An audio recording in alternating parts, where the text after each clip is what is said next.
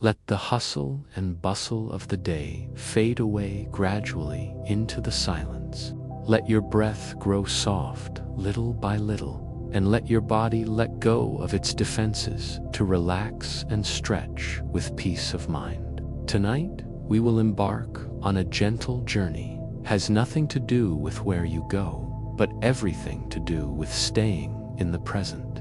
It is a return to the tranquility within, and also a gentle awakening of the true self hidden deep inside. For more than 2,000 years, the wisdom of the Buddha has always provided a haven for those who seek peace, a clear state of mind, and freedom from suffering. And tonight, in the tranquility of your room, these teachings are also here for you. Deep in the heart of each of us, there lies an undiscovered treasure. It requires no deliberate effort to obtain, nor does it need to be sought outside yourself. It is your innate endowment, the ability to savor the tranquility within, to possess calm wisdom, and to taste pure joy that doesn't depend on external circumstances. We never aim to change your true self. We only want to help you retrieve the truth that has always been hidden in your heart. Welcome to Zen Mind Temple, your exclusive place of rest and a harbor for contemplation. In the time ahead, under gentle guidance, you will delve into the core teachings of Buddhism, the Four Noble Truths, the wisdom of letting go, the middle way, the nature of the mind, and the timeless compassion that connects all things in the world. May this be your exclusive space, a place where you can breathe freely, relax slowly, and rediscover the true self within you. If this quiet path of practice happens to resonate with a longing in your heart, we sincerely invite you to subscribe and follow us. Whenever you need a moment of peace in the future, you are welcome to walk with us again. Chapter 1. The Four Noble Truths, A Path Through Suffering. Part 1. The Nature of Suffering and Its Cause. In the hush of the night, let us softly unearth one of humanity's most profound realizations. Over 2 millennia ago, beneath the shade of a Bodhi tree in northern India, there was a man named Siddhartha. He settled into profound meditation. For years, he'd wandered searching for something that transcends both pleasure and pain, something unshakable, even when life shifts and changes. That night, his awakening didn't bring divine visions or celestial prophecies. It brought a simple, luminous truth, a truth about life itself. What he discerned came to be known as the Four Noble Truths. And even today, their meaning is just as clear, just as important as it was back then. Now, the first truth is often misunderstood. Let me say it gently. Life holds suffering. Not because life is only miserable, but because everything we cherish is fleeting, and everything we resist becomes a source of tension. This truth doesn't call life bad, it just names what's real. Let me ask you to consider the course of a human life. We enter this world amid great striving. We age and watch our bodies change in ways we can't control. We fall ill even when we fight so hard to stay healthy. We lose the people we love, no matter how tightly we cling to them, and eventually, we too must let go of this life. Between these big moments, we face countless small strains. We're misunderstood. We feel lonely. We chase things that never quite satisfy us. Even our happiest times, they're touched by that quiet anxiety, knowing they won't last. Beneath the surface of daily life, there's a soft, constant tension. The Buddha called this dukkha, It's a word that holds unsatisfactoriness and suffering. It's the friction between what we long for and life as it actually is. Now the second noble truth goes deeper. It tells us suffering springs from craving, not just craving for pleasure, though those cravings are easy to see, but a stronger longing, wanting life to be other than it is. We crave good times to stay forever. We crave hard times to vanish instantly. We crave approval, control, certainty. Our minds weave little stories, if only I had more time, more money, more love, then I'd be happy, But even when we get what we think we want, a small void lingers, and the craving comes back. Imagine a traveler walking through a desert. They see a mirage on the horizon. They're sure it's water. They chase it, but the more they walk, the further the mirage gets. That's what craving is. It promises satisfaction just around the bend, but it never truly arrives. We wear ourselves out, chasing phantoms. The Buddha never said this craving makes you bad. In fact, he felt deep compassion for how our minds work. Craving is just an untrained mind's way of trying to protect itself. It's like a child clamoring for candy instead of nourishing food well-meaning, but it pulls us away from what truly sustains us. When we start to see this clearly, something softens inside. We notice the patterns, how tightly we cling, how often we live in the past or the future, how rarely we just rest in the present. Even our sense of who we are, our identity, becomes something we hold on to, like a lifeline. But the Buddha reminds us gently, nothing we cling to can give us lasting peace, because everything we hold dear is always changing. The problem isn't that things change. The problem is that we resist that change right now. In tonight's silence, feel your breath rise and fall. Notice where you're clinging. Don't judge it.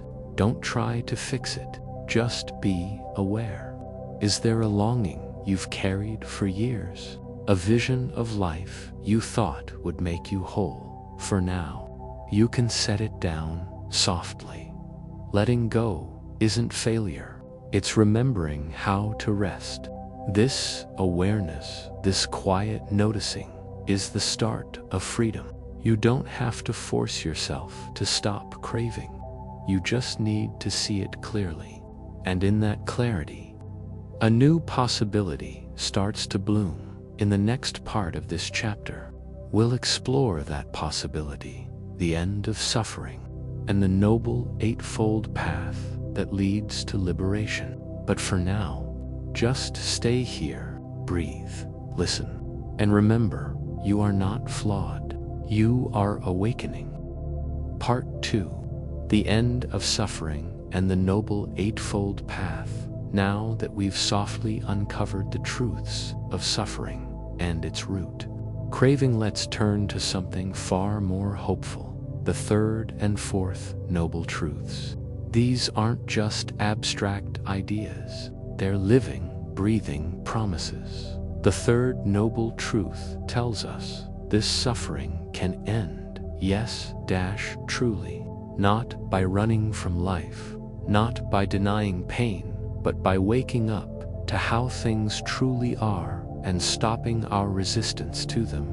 When craving fades, peace naturally unfolds. Imagine a hand clutching a rope tight. The harder you grip, the more it burns. But the moment that hand eases up even just a little, the pain starts to soften. That's how craving works.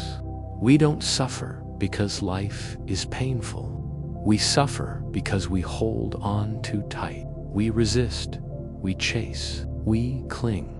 But when we see this clearly, we can start to let go, not out of force, but out of wisdom. That brings us to the fourth noble truth, the path that leads to the end of suffering. It's called the Noble Eightfold Path, and it's not a list of rules, not commandments, but a guide to living in step with reality, a way to move through life with clarity and kindness. The Buddha called it the middle way, a balance between indulgence and denial, between doing nothing and trying to control everything.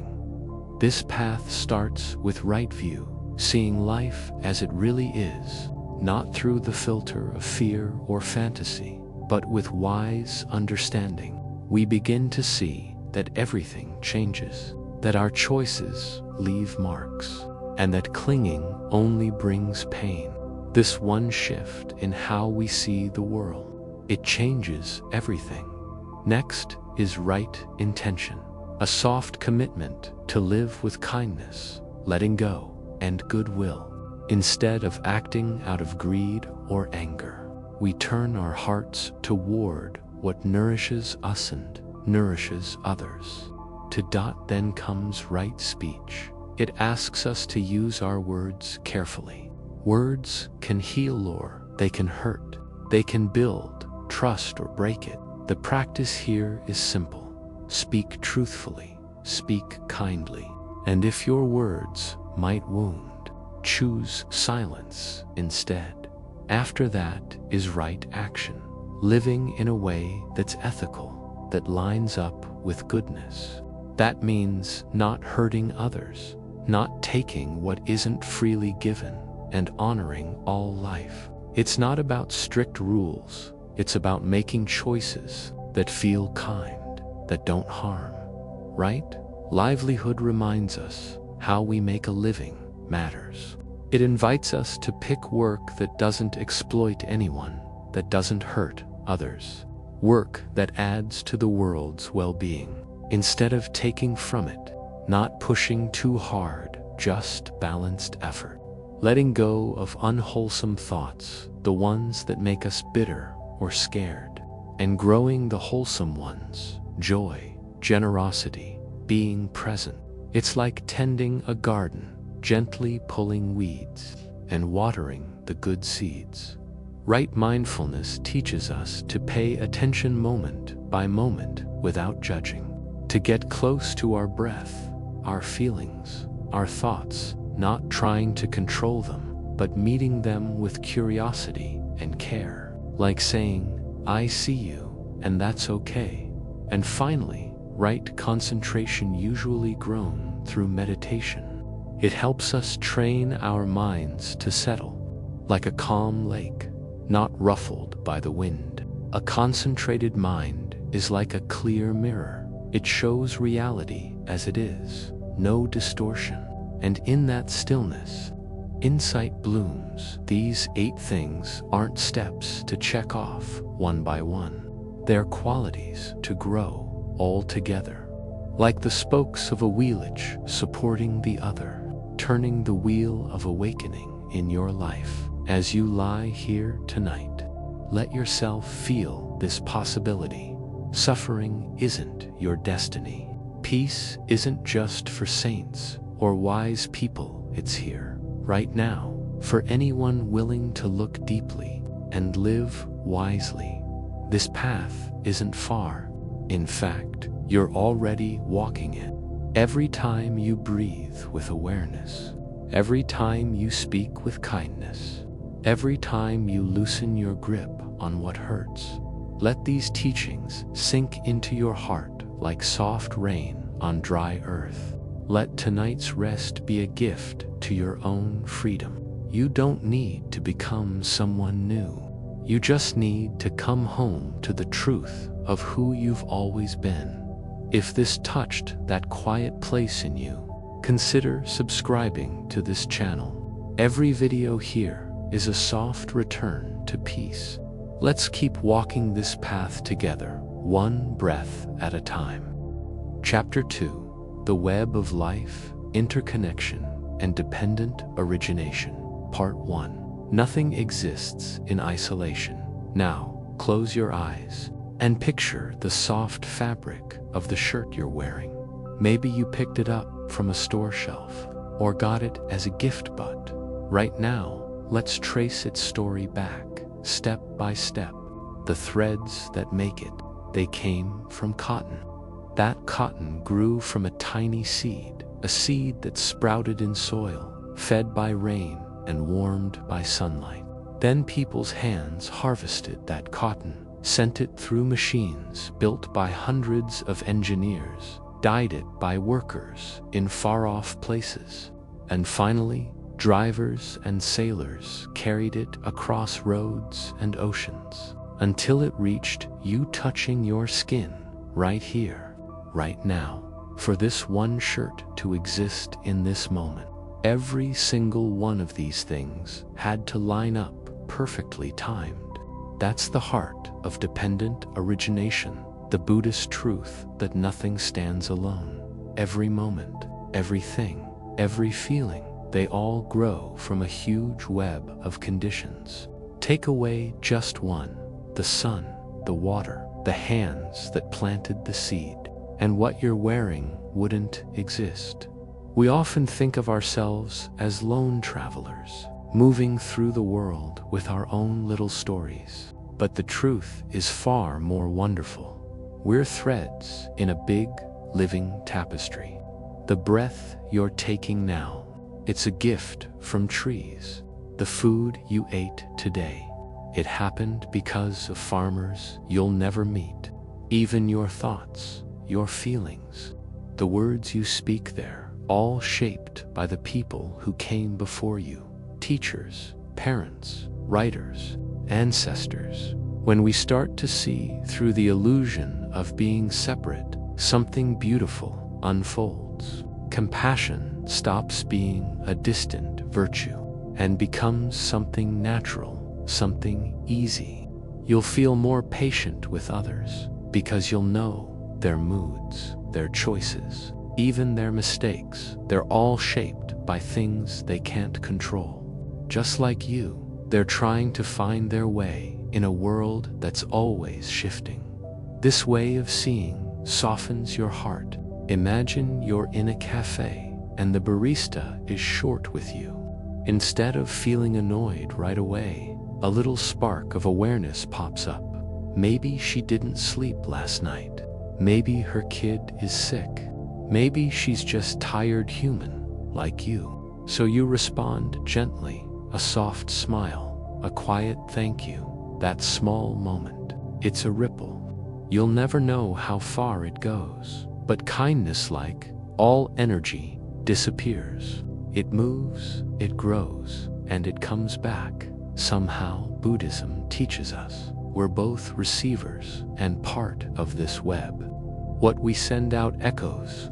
When we plant seeds of understanding, generosity, love, those seeds bloom, not just in other people's lives, but in our own hearts too.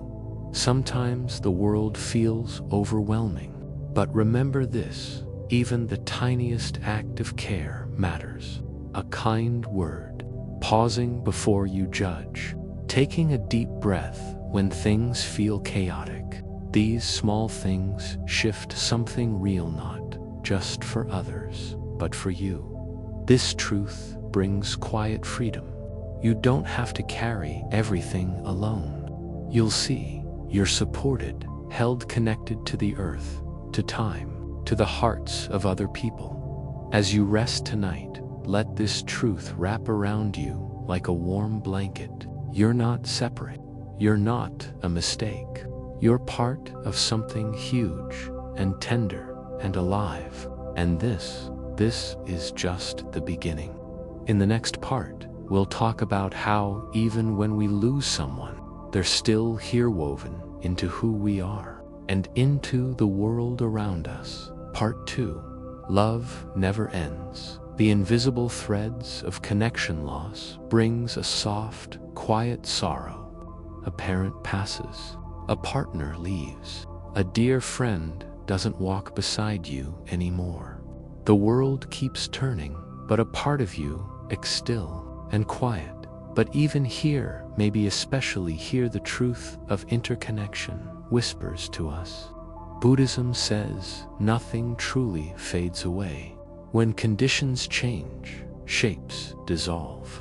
But the essence of things, the love, the influence, the energy, it stays woven into the web of life. Think of someone you've lost. Maybe they held your hand when you were little. Maybe they told stories that made you feel seen. Maybe they just loved you, no strings, no demands. Now think, even today, parts of them live in you. A phrase you say, the way you comfort someone, a recipe you make, a kindness you learned. You're their continuation. Even though you can't see them, they touch the world through you. In Buddhism, this isn't just poetry, it's real. The things that made you you are endless, and they keep going. When you're kind, when you choose peace instead of anger, when you speak with patience, you're not just living your life. You're carrying forward the people who shaped you. Their impact doesn't stop at death. It flows on. There's an old Buddhist story. A woman lost her only child. Grief crushed her, so she went to the Buddha, begging him to bring her son back to life. The Buddha said he would if she could find one house in the village where no one had ever lost someone. She walked door to door, knocking everywhere. But every family had a story of sorrow. Slowly, her heart started to open, not because she pushed her pain away, but because she saw she wasn't alone in it. Her sadness was human. All people shared it, and in that, healing began. Loss, too, is a thread that connects us. It reminds us how deeply we can love. When we stop seeing our pain as punishment and start seeing it as part of life's big, messy journey, we soften. We see our grief is tied to every other grieving heart. In that tender web, we're never truly alone. Even our smallest acts ripple through this web. A smile to a stranger might pull them out of a dark moment. A quiet "you've got this" might reach someone on the edge of giving up. And the peace you grow in yourself through noticing, through understanding, it spreads outward in ways you'll never see. When you live with care, you feed the invisible threads that hold the world together. So tonight, as you lay your head down, let your heart remember you're part of this web. Nothing you gave in love was wasted. Nothing you lost is truly gone. The people you loved, they're in how you move, in the things you care about, in the soft way you look at the world. Let yourself rest in that connection. Let the truth of dependent origination carry you like a gentle current. Everything comes into being together. Everything changes together. And in this big, beautiful dance of life, you're always held. If this brought you even a little peace tonight, won't you join us? Subscribe to stay near these quiet teachings. They'll gently guide you home, one breath at a time. Chapter 3. The Illusion of Self. Unweaving the Idea of I. Part 1. You are not a thing.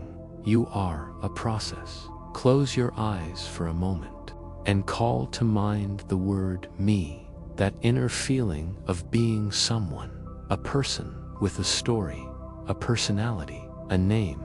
Now, let's look a little deeper.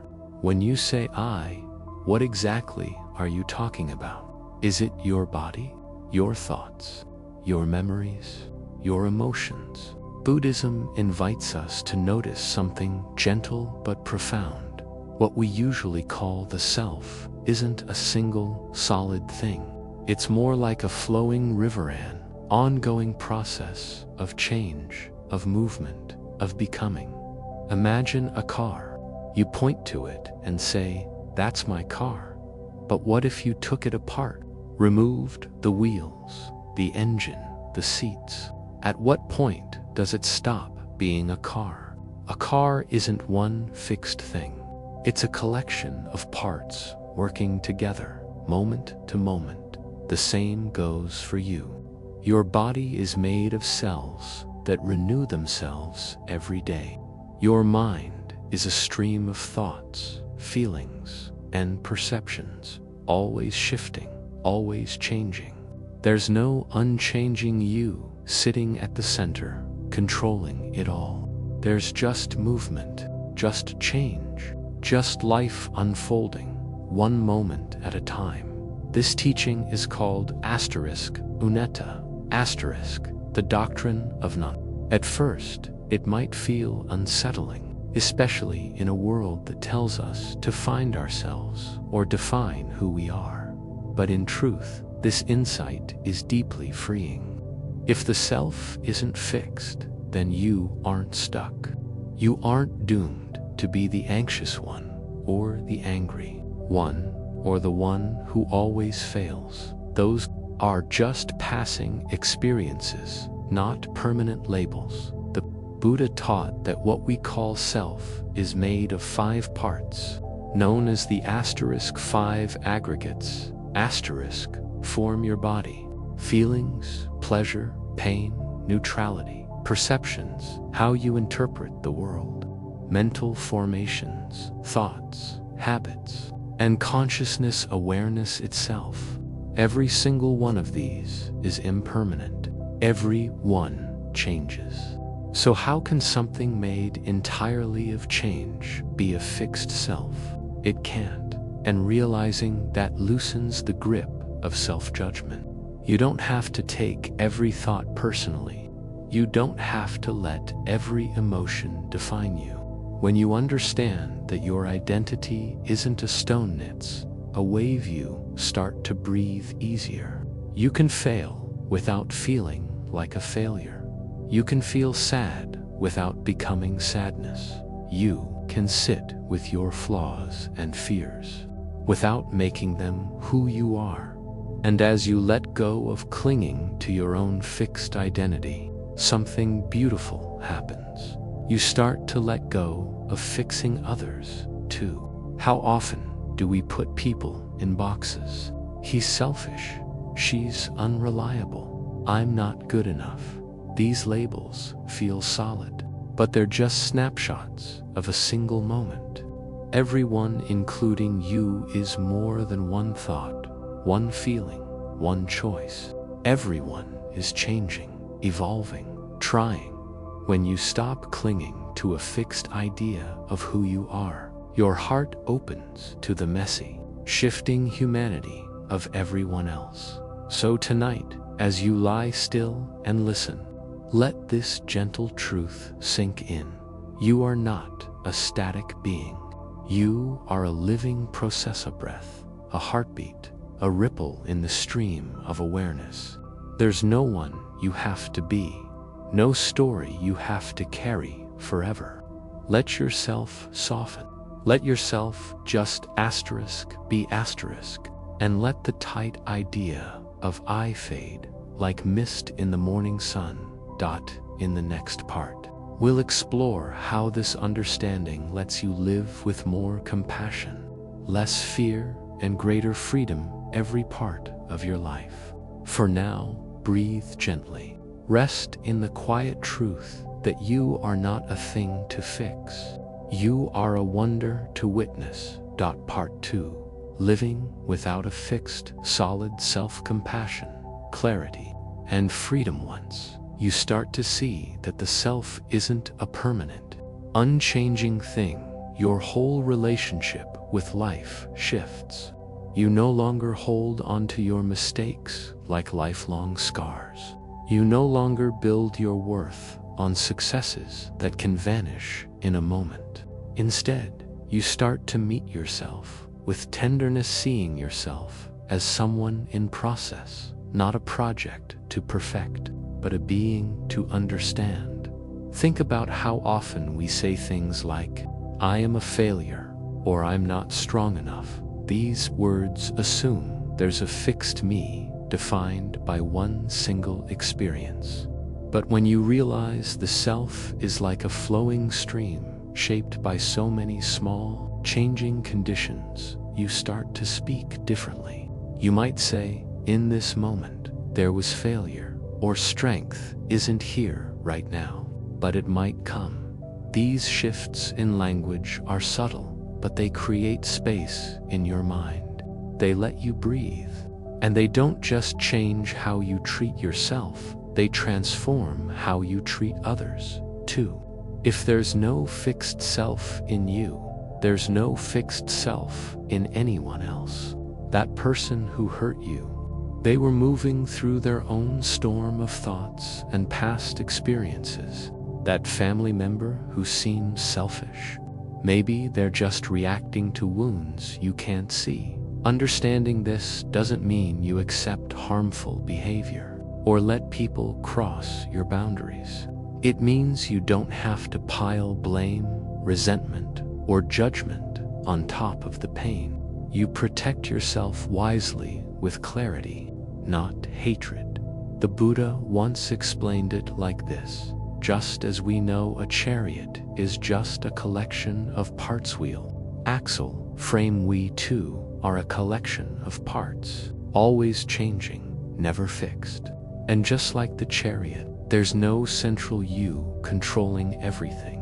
When this truth settles in, the grip of ego eases. You no longer have to defend your image, prove your worth, or perform who you are for the world. You can just be present, honest, human. This brings profound peace.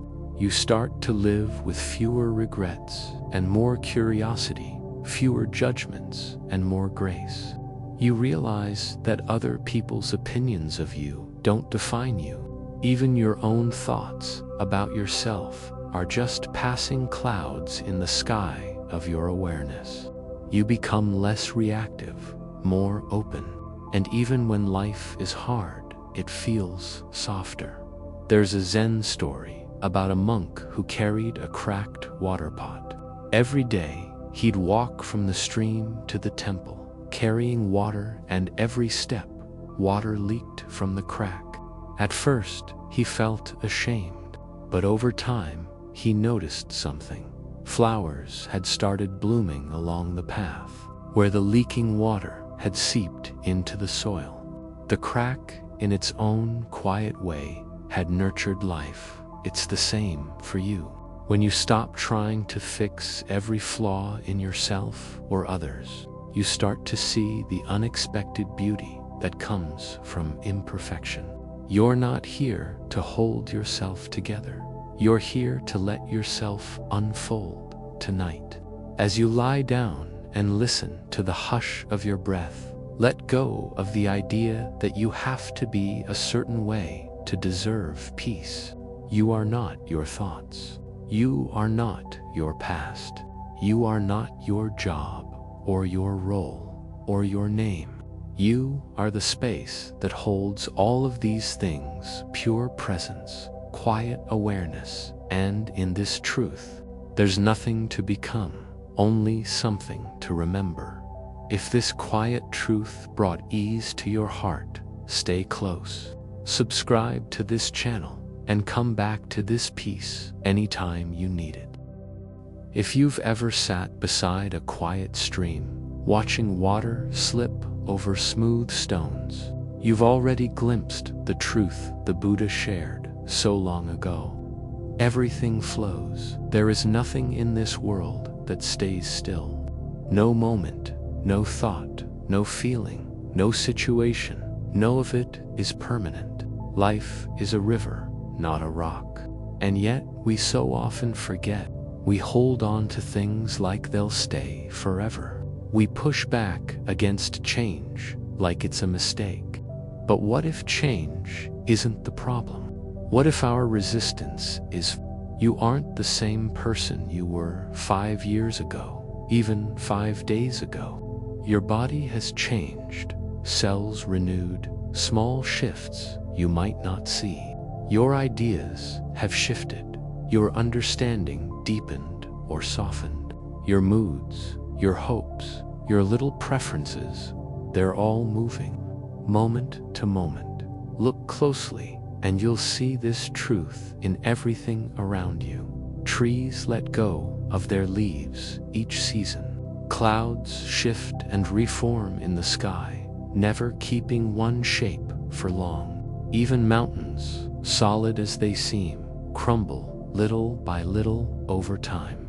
The world isn't a fixed thing, it's a dance of conditions, constantly rising and fading, like waves on the ocean's surface.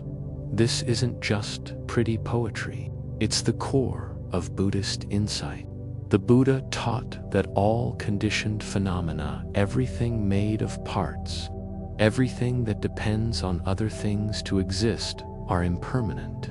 In Pali, the word for this is asterisk, anicca. It means everything that comes together will eventually come apart, not as punishment, not as failure, but simply because that's how existence works. When you look at your life through this lens, something softens. The heartbreak you thought would never ease, it lightens, little by little. The anxiety that felt like a wall around you, it starts to dissolve. Why? Because nothing, no matter how intense, no matter how heaviest, stays forever. The Buddha used a metaphor of a movie screen to explain this. Imagine watching a powerful film. You laugh until your sides hurt. You cry until your eyes are wet. You feel your chest tight with tension, then soft with release. But underneath it all, the screen stays the same. No matter what story plays on it, the screen is just the screen dot. It's the same with you. Your awareness, your true nature stays untouched by the stories your mind tells. Thoughts pop up like moving images. Emotions ripple through like sound. But the awareness itself, it remains clear, still, unshaken. When you remember this, you start to trust the way life unfolds. You stop grabbing at the pleasant moments, trying to freeze them. You stop fighting the painful ones, trying to push them away. You begin to flow with life, instead of against it. One of the most beautiful parts of this teaching, suffering is impermanent, too. It might feel heavy now, like it will never lift. But suffering isn't a life sentence, it's a visitor.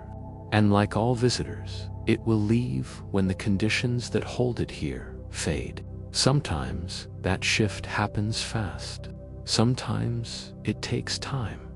But the deeper truth, that pain isn't who you are. It's a passing state made of things that are already moving. Even joy, even peace, they're part of the stream, too. So we learn not to cling to the beautiful moments, either. We let things come and go, like breathing in and breathing out. The art of living isn't in holding tight, it's in softening our grip as you rest now. Listening to these words in the quiet of your room. Let this truth settle in you like gentle rain. Whatever you're facing, it will pass. Whatever feels stuck is already shifting. Trust that. And trust that beneath all this movement, there's something deeper in awareness that never leaves you. A space that holds everything without clinging to anything. In the next part of this chapter, we'll explore how understanding life's flowing nature can ease our fears, free our minds, and help us stay more present every moment.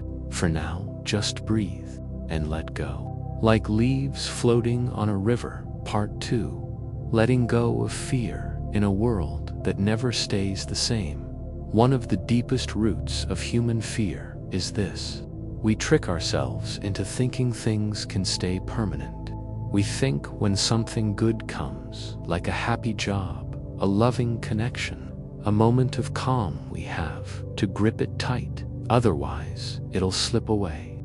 And when something painful enters our lives, loss, illness, uncertainty, we fear it will never leave. But what if both of these ideas are wrong? What if everything, joy and sorrow alike, is already changing, even before we give it a name? That's the invitation of the Buddha's teaching on impermanence, to see that reality isn't solid, isn't fixed, isn't final. What we call our life is really a stream of events, emotions, thoughts, each flowing into the next. No two moments the same. This realization doesn't have to make you feel lost.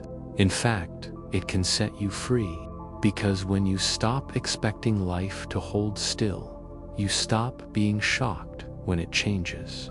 You learn to ride the waves instead of being knocked over by them. Think about fear itself. So often, fear grows from the idea that something bad, once it happens, will become permanent. We fear losing a job because we imagine unemployment as an unchanging state. I'll never find work again. We fear illness like it will last forever. I'll always feel this weak. We fear death as the final, unmovable end. But look closer. Every moment of fear has a beginning, a peak, and a fade. Even grief, heavy as it is, like carrying a stone in your chest, shifts with time, with breath, with a kind word or a quiet memory. The great teacher, Thich Nhat Hanh, often spoke about touching impermanence as a way to heal. He'd remind his students, when a storm rolls in, it feels like it'll never end, but no storm, not even the fiercest one, lasts forever. The winds calm, the clouds break, the sun comes out again. When we understand this deeply, we stop giving our temporary emotions permanent power. We stop saying, "I am afraid," like fear is part of who we are, and start saying, "Fear is passing through me like it's a guest, not a roommate." Do you feel that shift? It's small, but it changes everything. This way of seeing doesn't deny pain, loss, or uncertainty. It doesn't say, "Don't feel sad," or "Don't be scared." It just puts those feelings in a wider context, this river of life, always flowing. And in that wider view, we find space to breathe. We can face difficulty without believing it will define us. We can feel sadness without thinking it will shape the rest of our lives, because we know everything that arises will also fall away. This isn't a flaw in life's design. It is the design. So we soften. We stop clinging to happy moments, trying to freeze them in time, like taking a photo and expecting the moment to stay.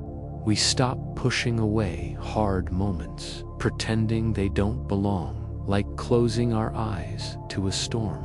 Instead, we meet each moment with gentle curiosity. What is here, right now? And then we watch as it changes, because it will. This kind of presence becomes a refuge, not because it avoids pain, but because it doesn't fear it. Presence sees clearly. Joy and pain are both waves, and you are the ocean. When you see life this way, your heart starts to relax. You notice beauty, not in permanence, but in movement. A sunset is more precious because it fades. A kind word echoes longer because it wasn't guaranteed. Even your breath, rising, falling, pausing, teaches you. Nothing is held, nothing is lost. There's just movement, just change. And in this gentle awareness, fear loosens its grip. You don't have to know what's next. You don't have to fix everything. You don't have to make life stay still. All you need to do is stay present and let the river carry you as you lie at rest tonight. Maybe let this be your quiet mantra. Asterisk, nothing stays forever, and that's okay. Nothing stays forever, and that's where peace lives. Asterisk, let these words wash over you like soft rain on leaves. Let them take root in the quiet soil of your being, and trust deeply, silently, that you are being carried by something wise, something bigger than any single moment. If this teaching brought you even a little peace, consider subscribing to this channel. Let these timeless truths keep guiding your nights and waking your heart again and again. Chapter 5: Beyond the Illusion, Seeing with a Non-Dual Mind. Part 1. The Trap of Mental Labels. Most of the suffering we feel doesn't come from what asterisk happens. Asterisk comes from how we asterisk label asterisk what happens. The mind loves to split everything into neat boxes: good and bad, success and failure, me and them. At first, these labels seem helpful. They give us structure, a way to make sense of the world. But over time, they turn into invisible cages, thin walls that block us from life's deeper flow. Imagine standing by a stream, watching water glide over stones. You don't stop to label each ripple right or wrong, pretty or ugly. You just let yourself see the current as it moves, easy and free. But when it comes to our own lives, our minds do the exact opposite. We cling tight to what feels good, like we're trying to hold water in our hands. We push away what feels painful, like it's a fire we need to stamp out. We pat ourselves on the back when we hit a goal and call ourselves worthless when we miss one. In all this inner chatter, we lose sight of a gentle truth. Nothing stays fixed. Nothing stands alone. Buddhist teachings invite us to look past this illusion. When we believe our labels are permanent, we start to believe we are permanent too. I'm a failure. They're better than me. I always mess things up. These sentences stop feeling like thoughts. They start feeling like who we are. But what if they're just clouds passing through the sky of your awareness? What if your mistakes, your pride, your doubts aren't the whole story, just tiny waves in an endless, moving sea? The Buddha taught that even the ideas of me and you are made up by the thinking mind. Underneath all that labeling, there's just life-changing, moving, never pausing long enough to be one thing or another. This doesn't mean kindness, ethics, or boundaries don't matter. They do. But when we let go of rigid ideas of separation, a deeper kind of compassion grows. You start to see bits of yourself in others, and bits of others in yourself. Take a simple moment. Walking into a room. One person doesn't look up. Another smiles. Your mind might jump right in.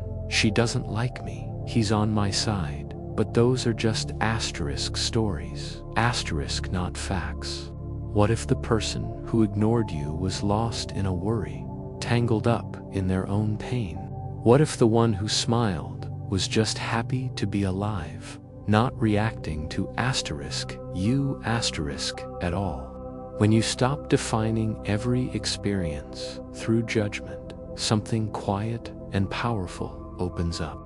You start to rest in presence, no longer caught in your thoughts, no longer needing to defend how you see yourself. You're just aware. And in that awareness, there's freedom. The great Zen masters used small, ordinary moments to point to this truth. One might hold up a single flower. Another might ring a bell. They weren't trying to teach you what to think. They were trying to shake you loose from asterisk thinking asterisk altogether. They wanted you to meet the world directly. No filters. A sound is just a sound. A breeze is just a breeze. No need to call it good or bad. Just be here for it. And when you're fully here, you start to feel it. Nothing is separate. Not you and me. Not joy and sorrow. Not the wind and your breath. The lines blur. The walls fall. And what's left is peace. Let yourself sit with that. Notice how your mind wants to reach for a label. This is nice. This is confusing. Then gently let that grip loosen. You are not your thoughts. You are the awareness that watches them come and go. That awareness is open. It's kind. It's quiet. Stay close to it. Part 2. Living with non-dual awareness, returning to wholeness. When we start to see that our judgments, this is good, that is bad, this is success, that is failure, this is me, that is them, are just habits of the mind, we take the first step into non-dual awareness. This awareness doesn't make you indifferent or lazy. It means you stop living stuck in extremes. You start walking the middle way, meeting life as it asterisk is asterisk, not as your past or fears tell you it should be. In the quiet of meditation, or even in the tiny pause between one breath and the next, you might notice something strange and beautiful. The edges of things soften. The line between you and the world gets fuzzy. The wind brushing your arm feels no different than your own breath. A bird's cry tugs at your heart like it's your own longing. Another person's pain makes you want to reach out like it's your own. This isn't it's a deeper truth that's always been there, covered up by layers of thought, layers of separation. Non-duality isn't a philosophy, it's an experience. Direct connection, no labels needed. Imagine looking at the ocean. You don't point to one wave and call it successful, another a failure. You don't say this part of the water is me and that part isn't. You just see the whole ocean moving, one, undivided. That's what a non-dual mind feels like. It doesn't cling to being right. It doesn't need to be better than or less than anyone. It just participates in life's great unfolding with quiet, steady grace. The Buddha kept coming back to this point. He reminded his followers, duality is a tool for seeing, but it's not the truth itself. Night and day aren't separate, they're just shifts of light. You and I aren't separate beings, we're different forms of the same life, rising up and moving on. Even the breath you're taking right now, it was once part of someone else's exhale, a tree's gift, a mountain wind. Nothing is yours. Nothing is truly divided. This isn't mystical, it's deeply real. When you live this way, something softens inside you. You stop trying so hard to be someone. You don't need to win every argument, prove your worth, or box every moment into good or bad. You become more available to listen, to help, to just be present. A non-dual mind doesn't ignore differences. It holds those differences in a wider space without letting them turn into walls. You might notice this shifts how you hold pain. You no longer see it as my pain or their pain. You just see pain moving through awareness, asking for kindness. So you meet it gently, whether it's yours or someone else's. You speak more carefully. You judge less. You listen longer. This isn't weakness. It's strength born from wholeness. As the night gets deeper and you lie still, let this sink in. Under every label, there's life, bright, whole, unbroken. Under every judgment, there's a call to come back to presence. You don't need to push anything away. You don't need to pull anything closer. Just breathe. Just be here. The sky doesn't ask stars to be better. The earth doesn't rush trees to bloom. Let go of the need to name this moment. Let it unfold as it is with you in it, whole, undivided. Chapter 7. The Mind Shapes the World. Awakening the Power of Perception. Part 1. Two Minds. 1. Rain. How Perception Shapes Reality. Two travelers walk the same road, under the same rain falling soft around them. One curses the sky, shivering with frustration, wet clothes clinging, mood soured by the damp. The other lifts their face, smiles softly, and lets the droplets kiss their skin like a quiet blessing from the sky. Nothing outside them has changed. The rain is the same, the road is the same, but the worlds they live in, miles apart. This is the quiet power of the mind. It's not just a mirror reflecting life back to us. It's the artist, the storyteller, the lens through which we experience every single thing. And when we start to see this clearly, everything shifts, the Buddha said. With our thoughts, we make the world. This doesn't mean we ignore what's real. It means how we relate to what's real shapes the reality we live in. A delayed train can feel like a disaster, or a chance to pause, breathe, and read that book you've been carrying. A tough conversation can feel like a threat, or a door to deeper understanding. The untamed mind paints our days with the same old colors, patterns from the past, old wounds, quick judgments. But the mind we observe and care for, it becomes a gentle brush, one that can choose softer tones, deeper truths, and quiet beauty in the ordinary. And that choice, it's always there even when things hurt. Think of a time something didn't go your way. Maybe you were criticized. Maybe someone looked right past you, like you weren't there. The untrained mind leaps to react. They don't respect me. I always mess up. Why does this keep happening to me?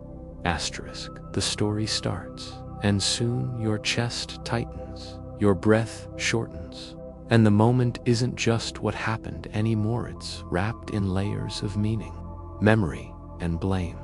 But what if you paused, just for one breath, and asked gently, is this true? Or is this my mind trying to protect me? That's when the shift begins. You move from being trapped inside the story to holding it with tenderness and awareness. This is mindfulness, plain and simple. It's not about fixing or controlling your thoughts. It's about noticing them as they rise.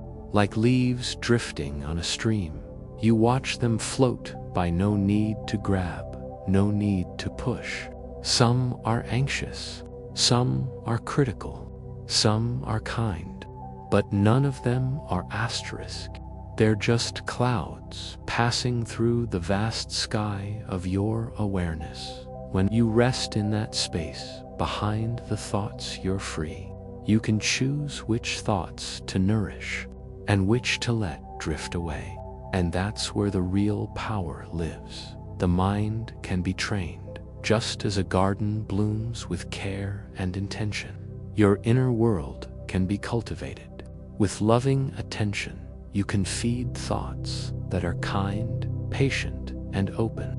You can water the seeds of forgiveness, gratitude, and joy. It doesn't happen overnight, but every moment you pause to notice, you're shaping your world from the inside out. The two travelers in the rain. It's not just a metaphor, it's a mirror. Every day we get moments that ask, asterisk, will I react from habit or respond from presence? Will I meet this discomfort with judgment or curiosity? Will I let the storm define me or learn to dance with it? Asterisk. And every time we choose presence, we shift the story we live in. We become artists of our experience, not victims of it.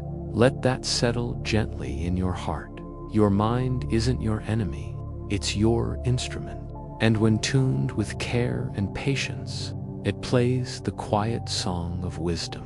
In the next part of this chapter, we'll explore how loving kindness and compassion can turn even our hardest inner stories into medicine for ourselves and for the world around us. Part 2. Rewriting the inner story, healing through awareness and kindness. When we start to see that our experience isn't just shaped by what happens, but by how our mind interprets what happens, we take back a quiet power, the power to shift our relationship with life from the inside out. This doesn't mean pretending things are better than they are, or forcing a fake positivity. It means meeting reality as it is, with clear eyes, then gently choosing a response that heals instead of harms. This is where Buddhists' practice truly blooms. Think of a moment you felt emotionally overwhelmed. Maybe someone said something that cut deep. Maybe you made a mistake that stirred up shame heavy, hard to bear. The mind doesn't just see these moments. It wraps them in a story. I'm not good enough. They never really cared. I always ruin things. These thoughts feel like facts, but they're not. They're stories, and the more we repeat them, the deeper they etch into our nerves, into how we see ourselves. But here's the quiet miracle. Awareness can interrupt that story. When we train ourselves to notice our inner dialogue with mindfulness, not judgment, not suppression, we start to loosen those narratives' grip. And even more beautifully, we can rewrite them, not with fantasy, but with compassion. Instead of I always ruin things we can whisper softly, that was hard, and I'm still learning, instead of they never cared, we can feel the sting, breathe into it, and say, that hurt, and I'm allowed to feel that. These small shifts, practiced again and again, reshape the landscape of your mind. They make space for new seeds to grow. One of the most powerful ways to nourish those seeds is through metta loving kindness. This isn't soft sentimentality, it's a brave, gentle practice, wishing well for ourselves and others. No matter what's happened, when fear or bitterness fills your mind, you can sit quietly and offer simple phrases. May I be safe. May I be kind to myself. May others find peace. At first, the words might feel empty, awkward, but over time, they soften the soil of your heart.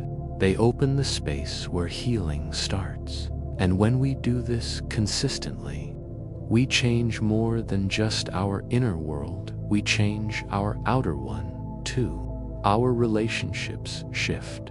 We're more patient, less defensive, quicker to listen. Why? Because we're no longer reacting from that tangled web of old stories. We're responding from presence, from compassion, from clarity that's grounded, not rushed.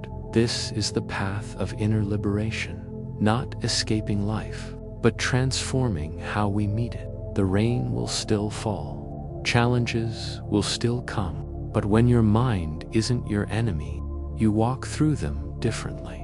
You carry an umbrella, of awareness, a cloak of compassion. You no longer believe every dark thought. You no longer obey every fearful impulse. You learn to pause, to breathe, to ask with love. Asterisk. Is there a kinder story I can live into? Asterisk. And most of the time, the answer is yes. As you let these reflections settle, feel their truth, not just as ideas, but as a sensation in your body. The tightness in your chest, the clenched jaw, the furrowed brow. These too can soften with awareness. Let them. Let each breath remind you your mind can become a friend, a guide, a quiet space where healing happens. If this helped you see your mind with more kindness, stay close.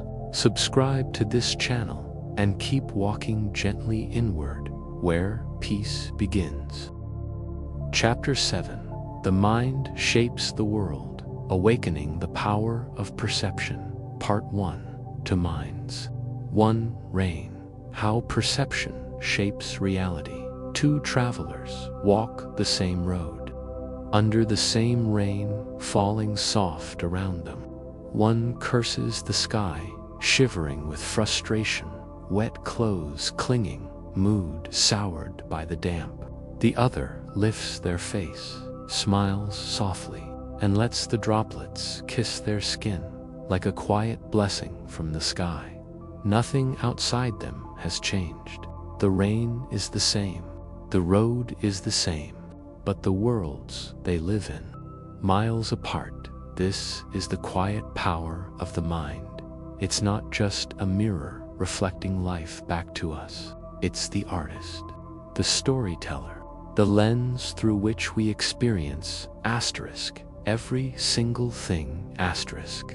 And when we start to see this clearly, everything shifts, the Buddha said. With our thoughts, we make the world. This doesn't mean we ignore what's real. No. It means how we asterisk, relate asterisk to what's real, shapes the reality we live in.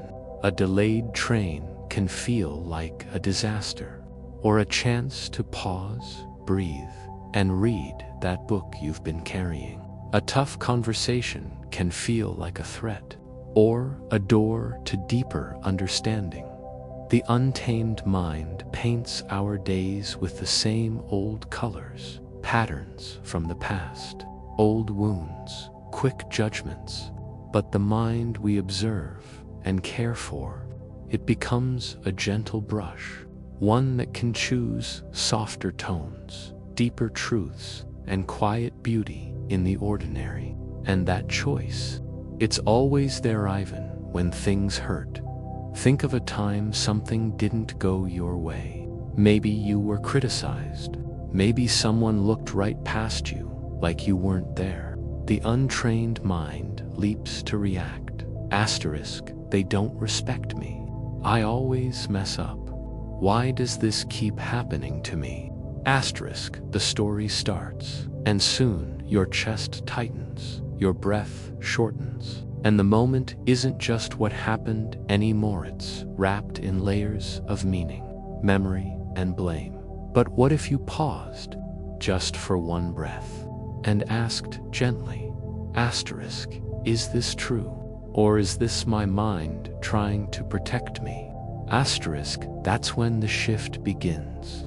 You move from being trapped asterisk, inside asterisk, the story, to holding it with tenderness and awareness. This is mindfulness, plain and simple. It's not about fixing or controlling your thoughts. It's about noticing them as they rise. Like leaves drifting on a stream, you watch them float, by no need to grab, no need to push. Some are anxious, some are critical, some are kind, but none of them are asterisk you asterisk. They're just clouds passing through the vast sky of your awareness. When you rest in that space behind the thoughts, you're free. You can choose which thoughts to nourish, and which to let drift away. And that's where the real power lives. The mind can be trained, just as a garden blooms with care and intention. Your inner world can be cultivated. With loving attention, you can feed thoughts that are kind, patient, and open. You can water the seeds of forgiveness, gratitude, and joy. It doesn't happen overnight, but every moment you pause to notice, you're shaping your world from the inside out. The two travelers in the rain. It's not just a metaphor, it's a mirror. Every day, we get moments that ask, will I react from habit or respond from presence? Will I meet this discomfort with judgment or curiosity? Will I let the storm define me or learn to dance with it? And every time we choose presence, we shift the story we live in. We become artists of our experience, not victims of it. Let that settle gently in your heart. Your mind isn't your enemy, it's your instrument.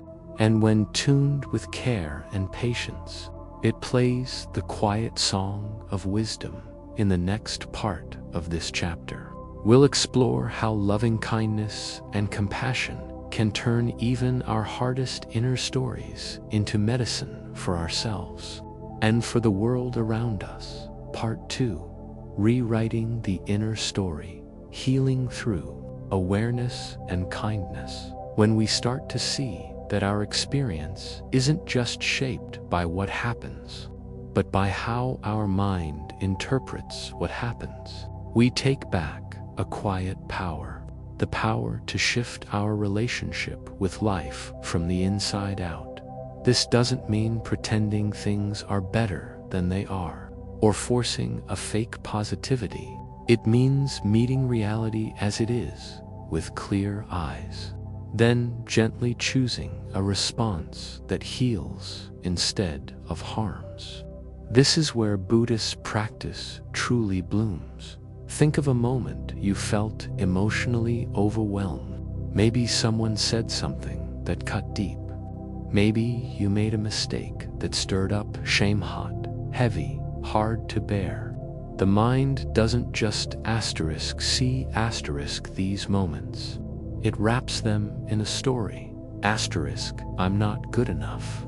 They never really cared. I always ruin things. These thoughts feel like facts, but they're not. They're stories, and the more we repeat them, the deeper they etch into our nerves, into how we see ourselves. But here's the quiet miracle. Awareness can interrupt that story. When we train ourselves to notice our inner dialogue with mindfulness, not judgment, not suppression, we start to loosen those narratives' grip. And even more beautifully, we can rewrite them, not with fantasy, but with compassion. Instead of I always ruin things, we can whisper softly, that was hard, and I'm still learning. Instead of they never cared. We can feel the sting, breathe into it, and say, that hurt, and I'm allowed to feel that. These small shifts practiced again and again reshape the landscape of your mind. They make space for new seeds to grow.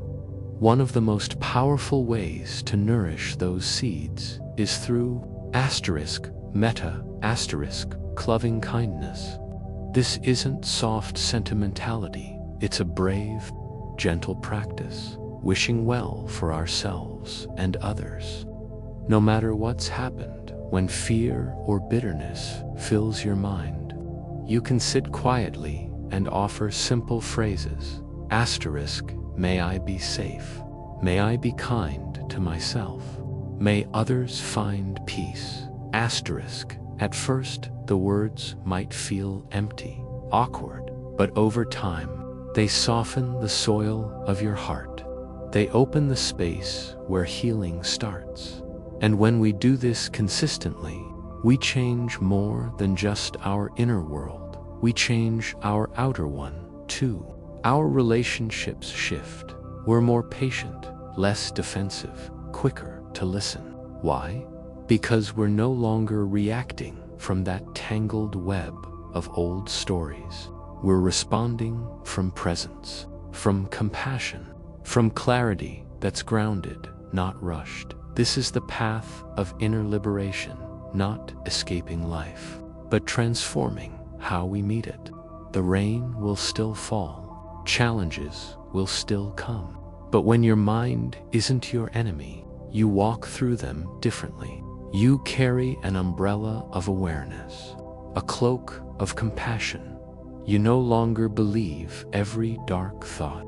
You no longer obey every fearful impulse. You learn to pause, to breathe, to ask with love. Asterisk, is there a kinder story I can live into? Asterisk, and most of the time, the answer is yes. As you let these reflections settle, feel their truth not just as ideas, but as a sensation in your body. The tightness in your chest, the clenched jaw, the furrowed brow. These, too, can soften with awareness. Let them. Let each breath remind you your mind can become a friend, a guide, a quiet space where healing happens. If this helped you see your mind with more kindness, stay close. Subscribe to this channel and keep walking gently inward. Peace begins. Chapter 8. Buddha Nature, the Hidden Jewel Within. Part 1. The Diamond Beneath. The mud, there is something within you that cannot be broken. It doesn't shift with your moods. It doesn't fade with age. It doesn't disappear when you fail, fall, or forget who you are. This quiet, unshakable essence is what the Buddha called your true nature, Buddha nature, dot. It is not something you must earn or create. It is already here, already whole. Like a diamond buried deep in mud, its brilliance remains untouched, even if you cannot yet see it. In the Zen tradition, this truth is whispered gently. You are not something to be fixed. You are something to be revealed. Beneath the noise of thoughts, beneath the storm of emotions, there is a calm space that watches, a presence that can feel without drowning, a knowing that doesn't need words. This is your Buddha nature. And no matter how long you've felt lost, it has never left you. It cannot be stained. It cannot be taken away. You can forget it, but you cannot lose it. Many of us grow up believing we are incomplete, that we must become someone, prove something, achieve more, to be worthy of peace. But the path of awakening is not about becoming better. It is about remembering what you already are. It is about removing the layers of fear, shame, and judgment that have covered the jewel within. It is a path of return. The Buddha himself was not a god or a savior. He was a human being who realized the truth of his own nature, and he taught that each of us carries this same potential, not in some distant future, but here, now, in this very breath. You don't have to wait to be perfect. You don't have to earn the right to be whole. The path is not about striving. It is about softening, listening, letting go of what is not truly yours, and returning to what is quietly, unshakably real. You may have already glimpsed its 10 moments of deep love. In the stillness after a long cry, in the silence of the forest, or in the eyes of someone who truly sees you. In these moments, your defenses drop and something ancient and gentle rises, a tenderness that is not weak but powerful, a wisdom that speaks without words, that is your Buddha nature. Not a thing to worship, but a light to uncover. This is why meditation is not a task to complete, but a way to remember. When you sit quietly and let the surface of your mind settle, you are not trying to reach somewhere new. You are sinking into where you have always been. Even when thoughts swirl or the body fidgets, there is a part of you that remains untouched, a part that watches with calm curiosity, that does not judge. That part is your nature, waiting patiently to be trusted again. And when we begin to trust it, something changes. We move through the world differently. We listen more deeply. We speak more gently. We forgive more easily, because we are trying to be good, but because we are returning to what is true. The Buddha nature in us recognizes the Buddha nature in others. And this recognition becomes the foundation of true compassion, not pity, not fixing, but seeing clearly and holding others in the same gentle light. We are learning to hold ourselves. In the next part of this chapter, we will explore how loving kindness and mindful awareness can help uncover this inner jewel more fully. For now, let this truth rest in your heart like a quiet flame. No matter your story, your struggles, or your doubts, you are not broken. You are becoming visible. You are remembering the diamond that has always been there. Part 2. Cultivating the conditions for the jewel to shine. When we begin to trust that our Buddha nature is already within us, the path shifts. It's no longer a desperate race to become something new. It becomes a gentle unfolding, a returning, and like any hidden gem buried beneath layers of time and earth, the work is not to change its nature, but to clear away the mud that conceals it. This work is done not through effort or force, but through kindness, patience, and the practice of presence. One of the most powerful practices to reveal this innate nature is asterisk, METTA, loving kindness meditation. It may begin simply, sitting quietly, breathing gently, and repeating phrases like may I be safe, may I be happy, may I be at ease. At first, the words may feel hollow or awkward. You might not believe them. You may even resist them. But metta is like water softening stone. It works not by argument, but by presence. Each phrase, each breath slowly warms the frozen places in the heart. And when the heart softens, your true nature begins to shine through, not as an idea, but as a living reality. Another gateway to this inner jewel is mindfulness. When we bring awareness to the body, the breath, and the thoughts passing through, we are practicing remembering. Every moment of presence is like wiping dust from a mirror. The mirror was never damaged, was simply obscured. With time, we begin to see more clearly. We notice the spaces between our thoughts, the quiet underneath our reactions. And in that quiet, something familiar is waiting, the still, luminous awareness that has always been there. This awareness is not separate from love. In fact, love is its natural expression, not the kind that clings or demands, but a spacious, unconditional warmth that simply is. You may have felt it in moments of awe in nature, in the presence of someone dying, or when holding a newborn child. In those moments, the ego falls away, the stories fade, and what remains is pure, open presence, that is the light of your Buddha nature shining through. Sometimes people ask, if this nature is always within me, why don't I feel it more often? The answer is simple. We've been taught to look elsewhere. We've been conditioned to seek validation outside ourselves, to fear silence, to identify with pain rather than peace.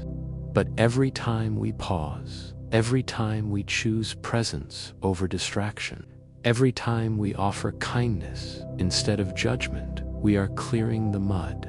We are remembering, and there's something else. This jewel is not just for you. When you begin to live from your Buddha nature, the world around you begins to shift.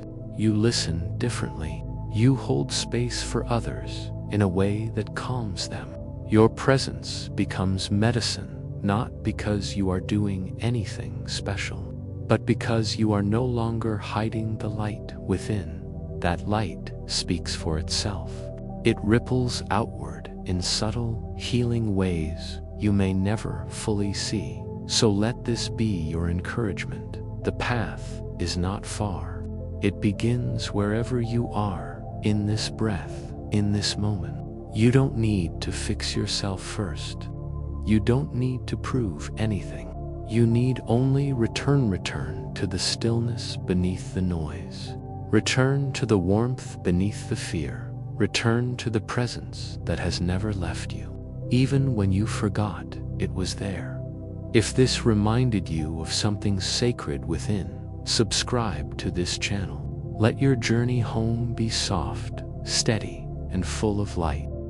Chapter 11. Walking the Middle Path Where Peace Meets Wisdom. Part 1. Neither excess nor denial, just enough. When Siddhartha Gautama sat beneath the Bodhi tree, it wasn't after years of comfort or luxury. It was after years of self-denial starving his body, punishing his flesh, chasing awakening through the sharp edge of deprivation. And yet, enlightenment didn't come from that place. It came the moment he let go of extremes, when he accepted a bowl of warm rice milk from a young village girl, when he stopped trying to force awakening and instead sat in stillness, open to what was in that moment. The middle way was born, not as a theory, but as a lived truth. The Buddha realized that neither indulgence nor asceticism leads to freedom. One binds us with gold chains, the other with iron ones, but both are chains. The middle path offers a way of being that's grounded, balanced, and wise. It doesn't reject pleasure or comfort, but it doesn't cling to them either. It doesn't glorify suffering, nor does it fear it. It walks between, gently attuned to the present moment, tasking again and again. Asterisk, what is needed now? Asterisk, take something as simple as eating.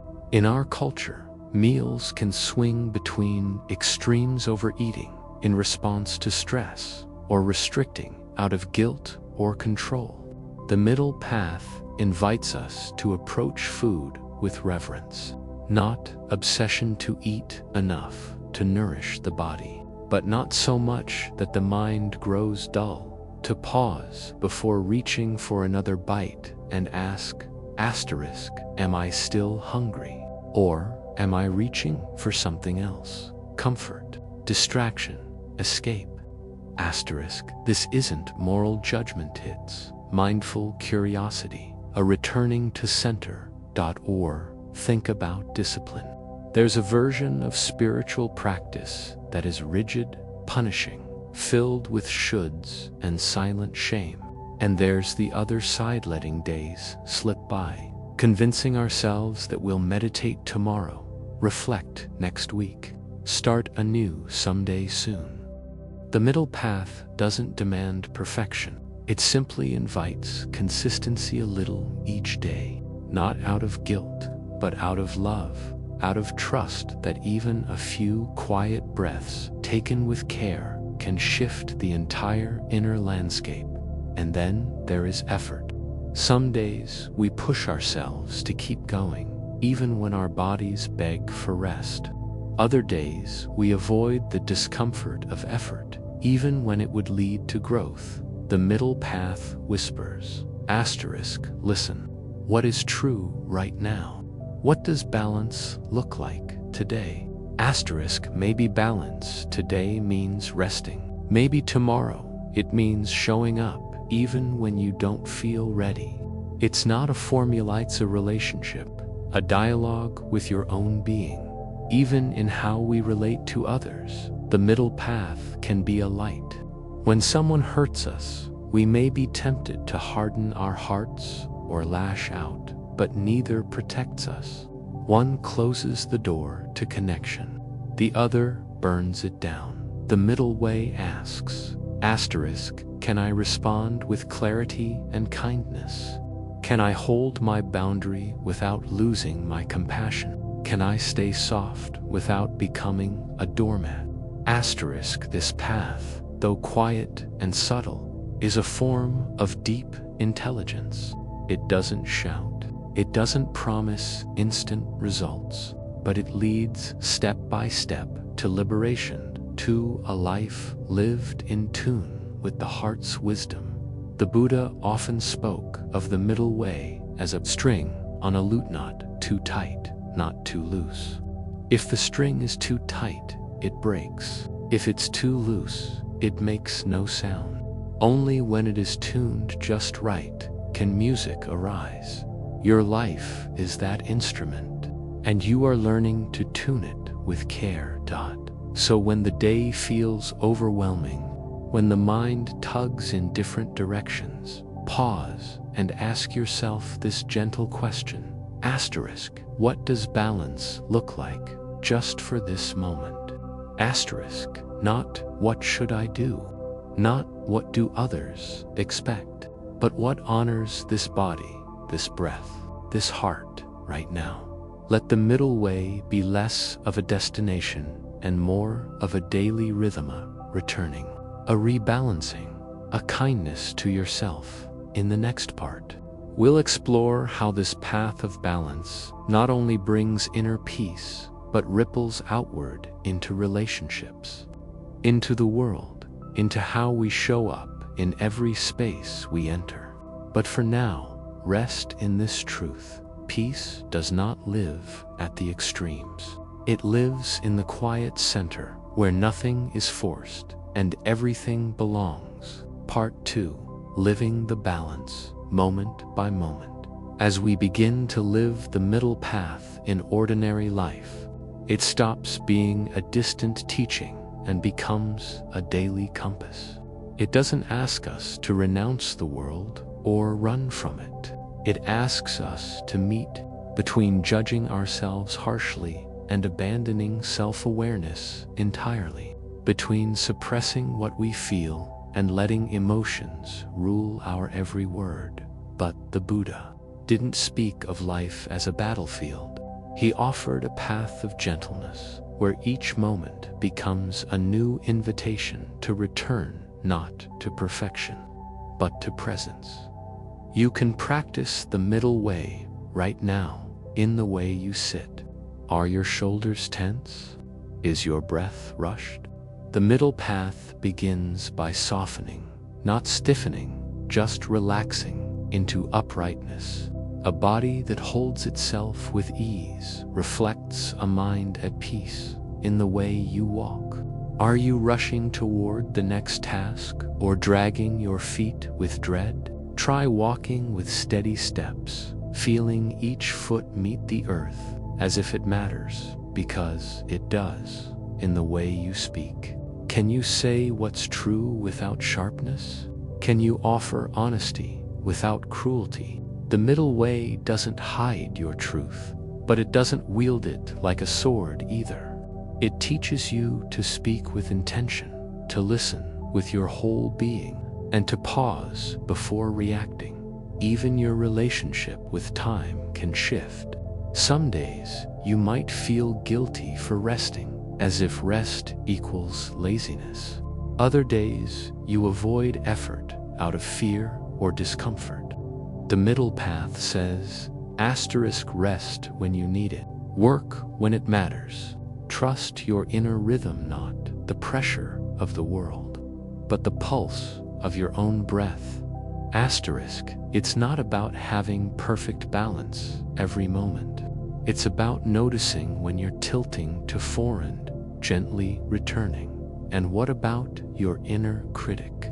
The voice that tells you you're not doing enough or you're doing it wrong. That voice thrives on extremes. It pushes or paralyzes.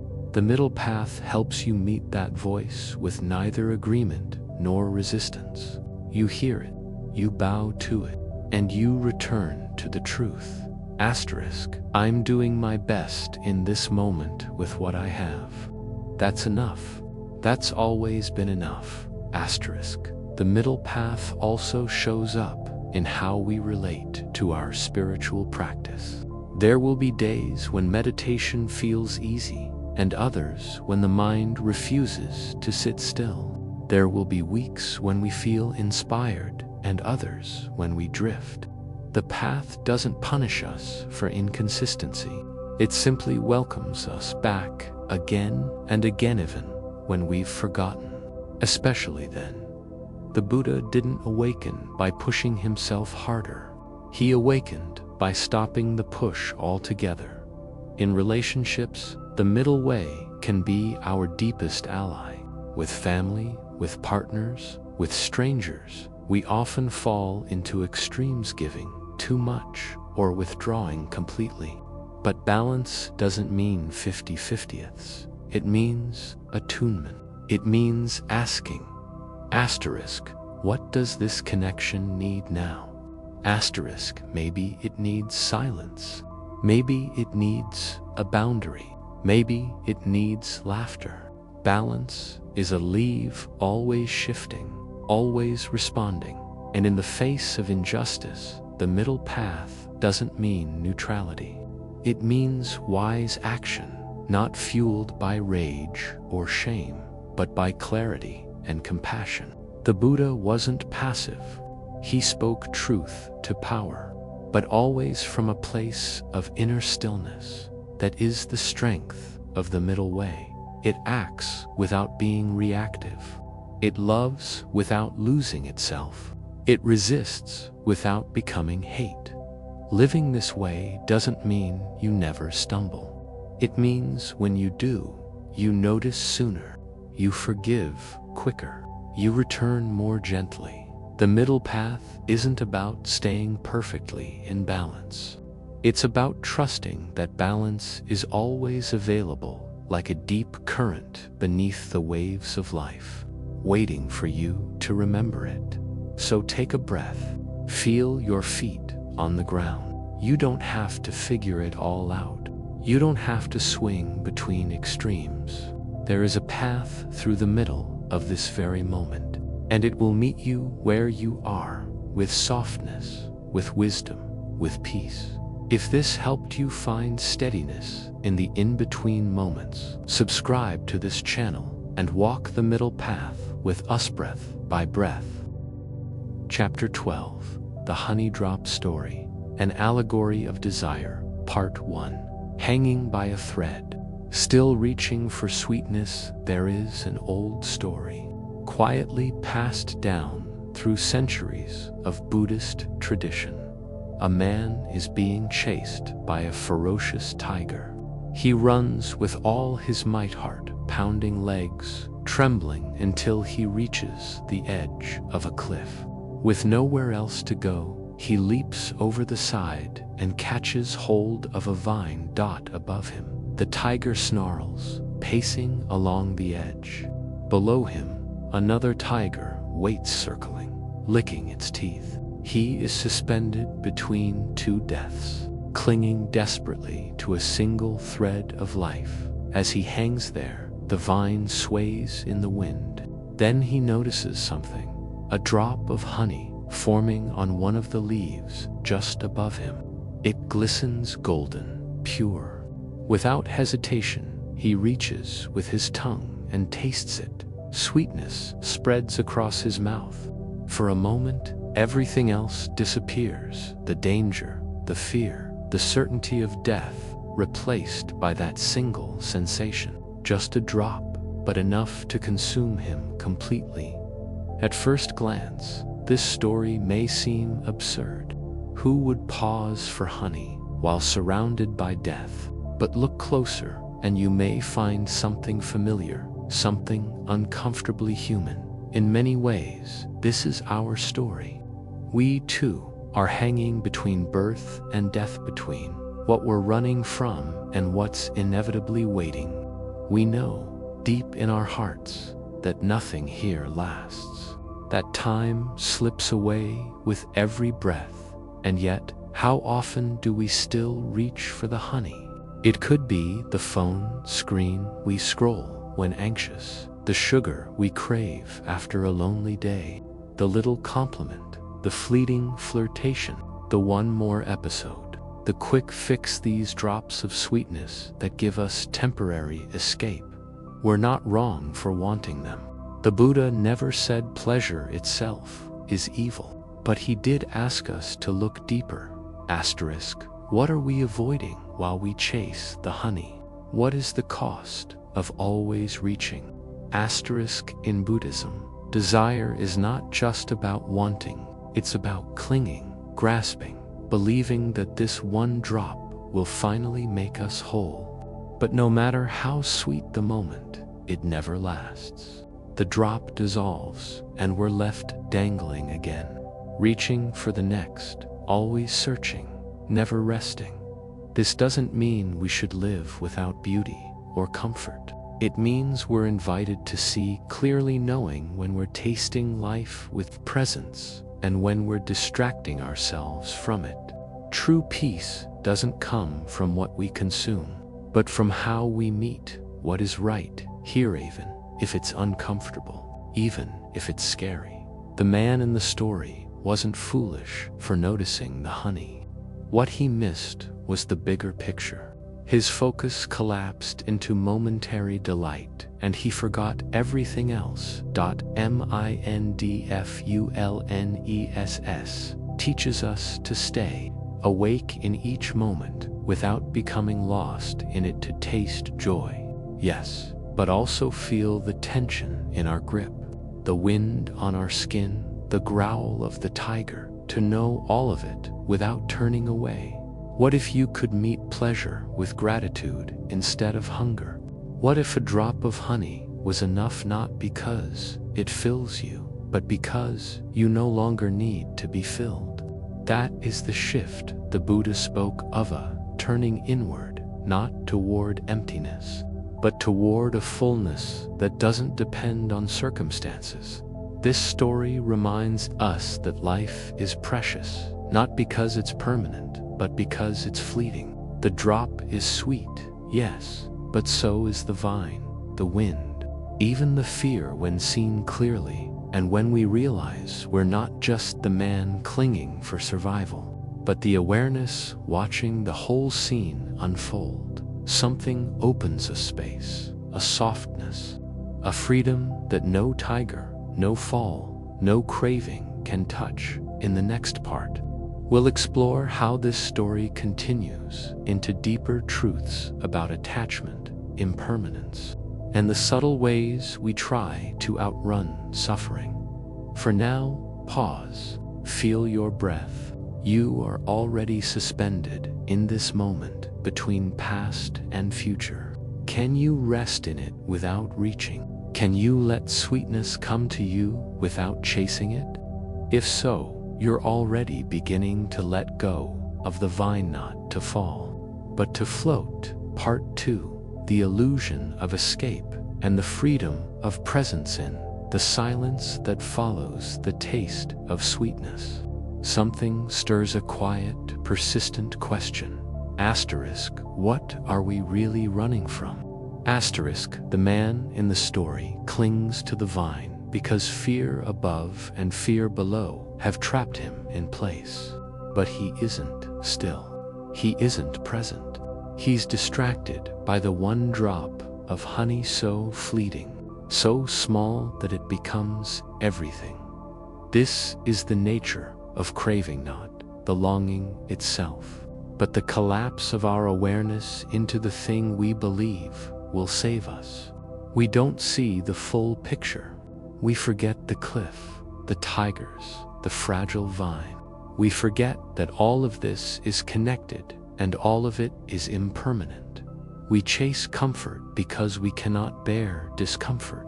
We reach for control because we're terrified of uncertainty. We become obsessed with the drop because for a moment it makes us forget we are falling. But the Buddha didn't offer escape. He offered freedom. And freedom comes not from finding a better vine or a sweeter drop, but from turning toward the truth of our experience without flinching, to see the fear, to feel the ache, to notice the craving and say, asterisk, I understand why you're here, but I am not you. Asterisk, this shift from identification to observation is the beginning of awakening. When you see desire not as something to be indulged or suppressed, but as something to be understood, it starts to lose its grip. Like the man on the vine, you may still feel the urge. The sweetness may still call to you, but you won't be consumed by it. You can smile at the drop and say, asterisk, thank you, but I'm staying here. Asterisk, you begin to rest in awareness, not in reaction. There's also something profoundly compassionate in this practice. Once we see our own pattern of craving, we begin to recognize it in others, the friend who chases love that hurts, the parent who seeks worth in their child's approval, the colleague who escapes into work or drink or noise not because they are weak, but because they are scared, just like us, just like the man clinging to the vine. When we see this clearly, our judgment softens, our hearts open.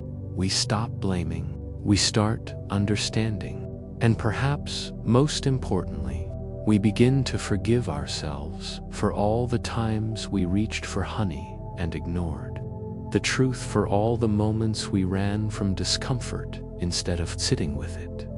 Buddhist practice does not require perfection. It invites intimacy with fear, with desire, with uncertainty, with joy. It shows us that the path to peace is not a path of escape, but a path of embrace. That even the tiger has something to teach us. Even the fall holds wisdom. As you sit here listening, you might begin to notice your own vine, the tension in your chest, the pull towards something more, the ache for safety, for control, for sweetness. And you might also notice something deeper, something that's been with you the whole time, the awareness behind the craving, the presence that watches gently without judgment. That is who you truly are, not the one who chases, not the one who fears, but the one who sees. So the story of the honey drop is not a warning. It's an invitation to pause, to open your eyes, to come home to the fullness of your experience. Yes, the honey is sweet. Yes, the danger is real. But beneath it all is a space where you are not trapped, not broken, not lost, just here, just breathing, just awake. As we close this chapter, let this story live in you not as a lesson to remember, but as a mirror to return to. When you find yourself reaching again, ask gently, asterisk, what am I truly needing? Asterisk, and then listen not to the craving, but to the quiet voice beneath it, the one that says, asterisk, you are already whole. Asterisk, if this story helped you pause and see more clearly, subscribe to this channel and return anytime you need a quiet reminder of what truly matters. Chapter 13, The Mustard Seed, A Mother's Journey Through Grief, Part 1, The Search for a House. Without sorrow once, there lived a young mother named Kisa Gautami. Her world, like yours, was once filled with quiet, tender moments, feeding her baby, humming lullabies, watching tiny fingers curl around hers. She loved her son with a love that felt like breath itself invisible, but essential to living. Then one day he died, suddenly, without warning. Her arms were empty. The warmth of his body was gone. The silence in her home became unbearable. She couldn't accept it. She couldn't let go. Her grief was so heavy, it turned to desperation. She wrapped her baby's body in cloth, carried him from house to house, begging for help. Please give me medicine to bring him back. People turned away. Some pitied her. Some called her mad. But she couldn't stop. She couldn't lay him down. Eventually, someone told her about the Buddha. Go to him, they said. He may know a way. So she did. She found him sitting quietly beneath a tree, still as the air around him. She fell at his feet and cried, "Master, please, my baby is dead. Give me the medicine to bring him back." The Buddha looked at her with eyes that saw through her pain, not coldly, but with deep, quiet understanding. Then he said something unexpected. "Yes," he said, "I will give you the medicine. But first, you must bring me a single mustard seed from a house that has never known sorrow." A mustard seed. It sounded so simple. Hope lit up in her heart. She set off at once. She went to the first house and knocked gently. A woman answered. "Please," Kisa said, "has your home ever known sorrow?" The woman's eyes filled with tears. "My husband died last year. My brother just fell ill." "I'm sorry, childie. Have no such seed." Kisa moved on. Another door, another story. A son lost to fever. A father crippled in war. A grandmother fading slowly from memory. House after house, door after door. She heard the same truth. Pain lived everywhere. Grief did not discriminate. There was no home untouched by sorrow. As the day wore on, something in Kisa began to shift. Her desperate grasping softened. Her eyes, once fixed only on her own grief, began to widen. She saw the world not as cruel and unfair, but as deeply human. Her loss was not a punishment. It was part of a greater story, one that every person, in some way, was living to. By nightfall, she returned to the Buddha, but her arms were empty. She no longer asked for medicine. She no longer begged for a miracle. Instead, she bowed low, her forehead touching the earth, and whispered, "I understand. This story is not just about death. It is about awakening. When we are in pain, we often believe we are the only ones. Our suffering feels singular, unbearable, isolated. But when we lift our eyes, look around with honesty and compassion, we begin to see we are not alone. Grief is a thread woven into every heart. The Buddha didn't take Kisa's sorrow away. He helped her hold it differently, with perspective, with tenderness, with the understanding that even in heartbreak, there is connection. Even in loss, there is the seed of healing. Maybe you too have carried something heavy. Maybe you've knocked on doors inside your own heart, asking why me? Maybe you've clung to something that could not stay. If so, this story is for you. Not to erase your pain, but to remind you, you are not the only one. Others have walked through sorrow. Others still walk with it today. And together, in quiet ways, we are healing. Let us continue, dear one. The seed of wisdom is beginning to open. Part 2.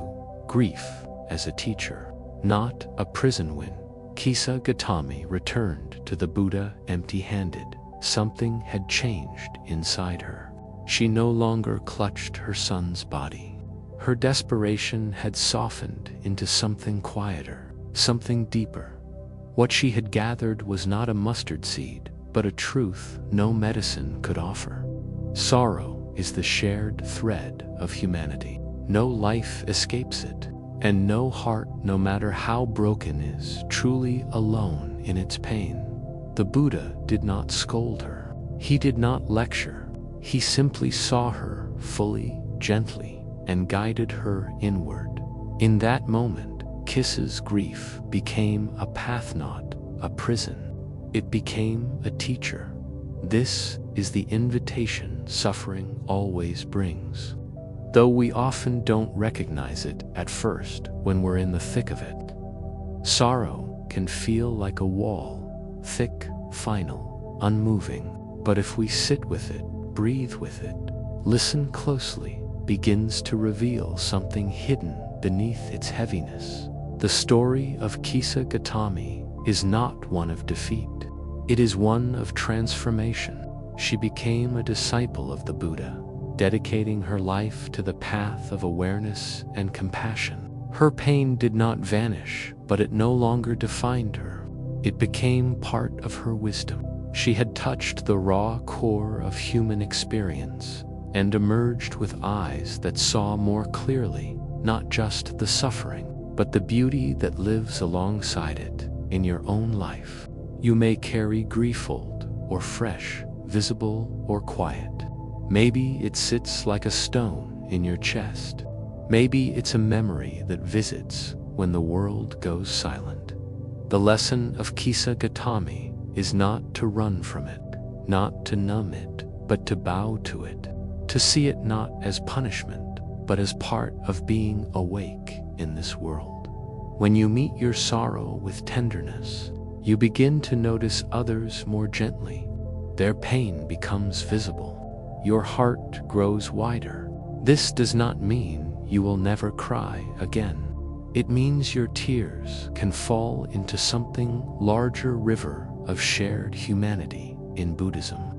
This understanding is what leads to true compassion, not pity, not fixing, but simply being with. When someone else is suffering, you don't need perfect words. Sometimes just your presence, shaped by your own experience of pain, is enough. Kissa's journey also reveals the power of perspective. When we're overwhelmed, our suffering can feel like the entire sky. But as we step out, listen, open up, we realize others are walking their own difficult roads. This shared understanding softens the edges of grief. It doesn't erase it, but it turns isolation into connection in meditation. We sometimes practice Tanggulana, Tibetan technique that means sending and receiving. We breathe in the pain of others and breathe out relief. We sit with the fire of sorrow and from it offer cool water. This is what Kisa learned to do. She became someone who could hold pain without flinching, and that is one of the most beautiful forms of strength. You too can become that. You already are becoming that just by listening, just by being willing to turn toward your pain instead of away from it. The mustard seed you search for may not come from a house without sorrow, but it can bloom into something meaningful when planted in your open heart. Remember this, your sorrow is not your failure. It is your teacher. It is not a secret to hide, but a doorway to compassion. And like Kissawen, you finally look around and see how many others have wept, how many have held a body and let it go, how many have stood where you now stand. You will know you are not broken. You are simply human, and you are not alone. Let us take a breath here, soft, slow. Let the story settle in your chest, not as a burden, but as a quiet gift. The journey continues. The path is open, and your heart, your beautiful, tender heart, is learning to walk it with more kindness each day. If this story touched something soft in you, subscribe to this channel. Let your healing walk beside countless others. Chapter 14. not judging too quickly. The story of maybe. Part 1. The horse that ran away. In a quiet village surrounded by windswept hills, there once lived an old farmer with his only son. Their lives were simple. They had one horse, strong, faithful, that helped them work the land. One day, the horse ran away. The neighbors heard the news and came to console the farmer. "What bad luck," they said. "How will you manage now?" The old man replied softly, "Maybe." No despair, no excitement, just a calm acknowledgement that the story wasn't over yet. And the horse returned not alone, but with a small herd of wild horses following behind. The villagers, wide-eyed with amazement, praised the farmer's good fortune. "You were right," they said. "This is wonderful. Now you're rich with horses." The old man only smiled and said again, "Maybe." Soon after, the farmer's son tried to train one of the wild horses. It threw him off, and he broke his leg badly. The neighbors shook their heads and returned once more. "How terrible," they said. "Your poor boy. Now he can't help you on the farm." And again, the farmer replied, "Maybe." Weeks later, a war broke out in the kingdom. Soldiers came to the village, conscripting every young man to join the army. But the farmer's son was left behind his broken leg, sparing him from the front lines. The villagers came to the old man again. This time, they bowed their heads in reverence. "You are wise," they said. "Your loss was a blessing in disguise." And once more, the old man whispered, "Maybe." This old parable is as simple as it is profound. It reminds us of the wisdom in non-judgment. Not everything that seems bad is truly bad. Not everything that seems good is entirely good. Life unfolds in ways we cannot predict. And when we rush to label experiences, we miss their deeper meaning. In the Buddha's teachings, we're reminded again and again, don't cling to immediate impressions. The mind is quick to judge, wants to categorize, to label things as success or failure, gain or loss, joy or pain. But these labels are too small for life's vastness. They narrow our vision when we need spaciousness most. The Buddha taught about equanimity, a balanced, the open state of mind that doesn't swing wildly between elation and despair. It's not indifference, it's deep acceptance. To practice equanimity is to live like the old farmer, to recognize we never truly know what will come next. What seems like the end may be a beginning. What seems like a curse may carry unseen blessings. When we see through this lens, we stop reacting so intensely to life's events. We soften, we pause. We learn to say maybe instead of this is terrible or this is perfect. This maybe isn't uncertainty, it's wisdom.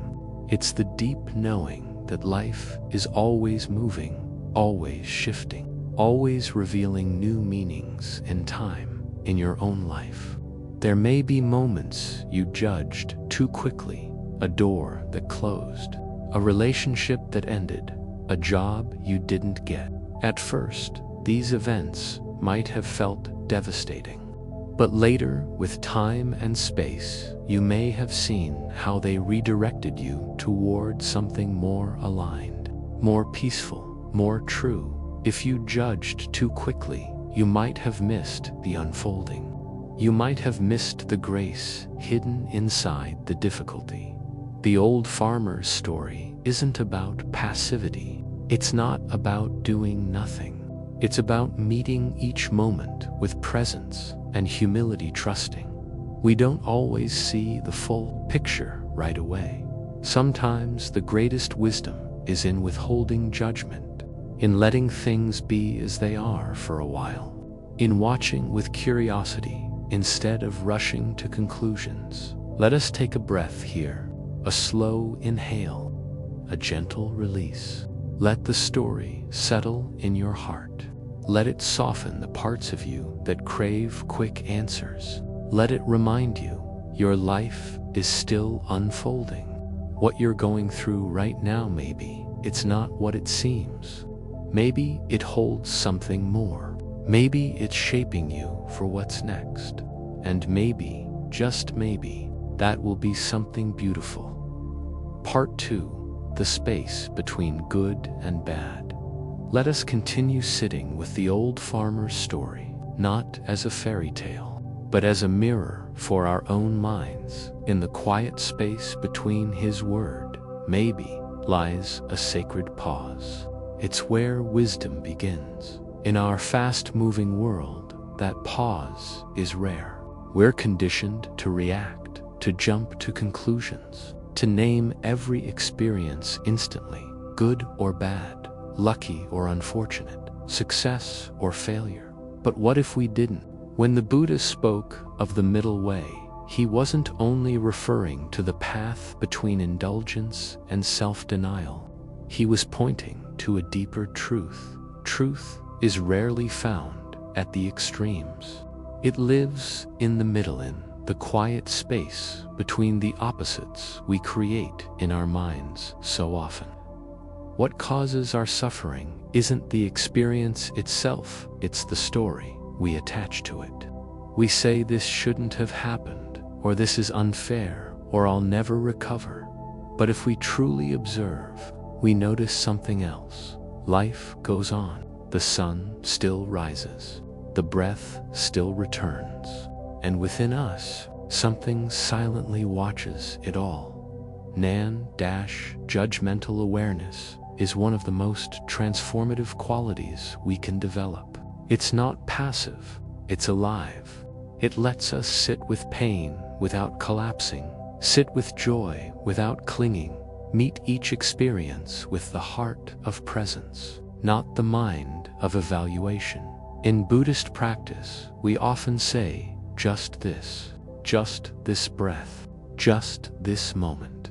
No label, no commentary, just this. It's simple, but not easy. The mind wants to compare, to fix, to explain, but the heart knows how to be still.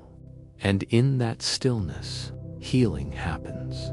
Think of a time in your life when something painful eventually revealed a gift, a breakup that made room for self-discovery, a job loss that redirected your purpose, a failure that deepened your humility. If you'd judged too quickly, you might have robbed yourself of these realizations. You might have trapped yourself in the story of this is bad and stopped listening.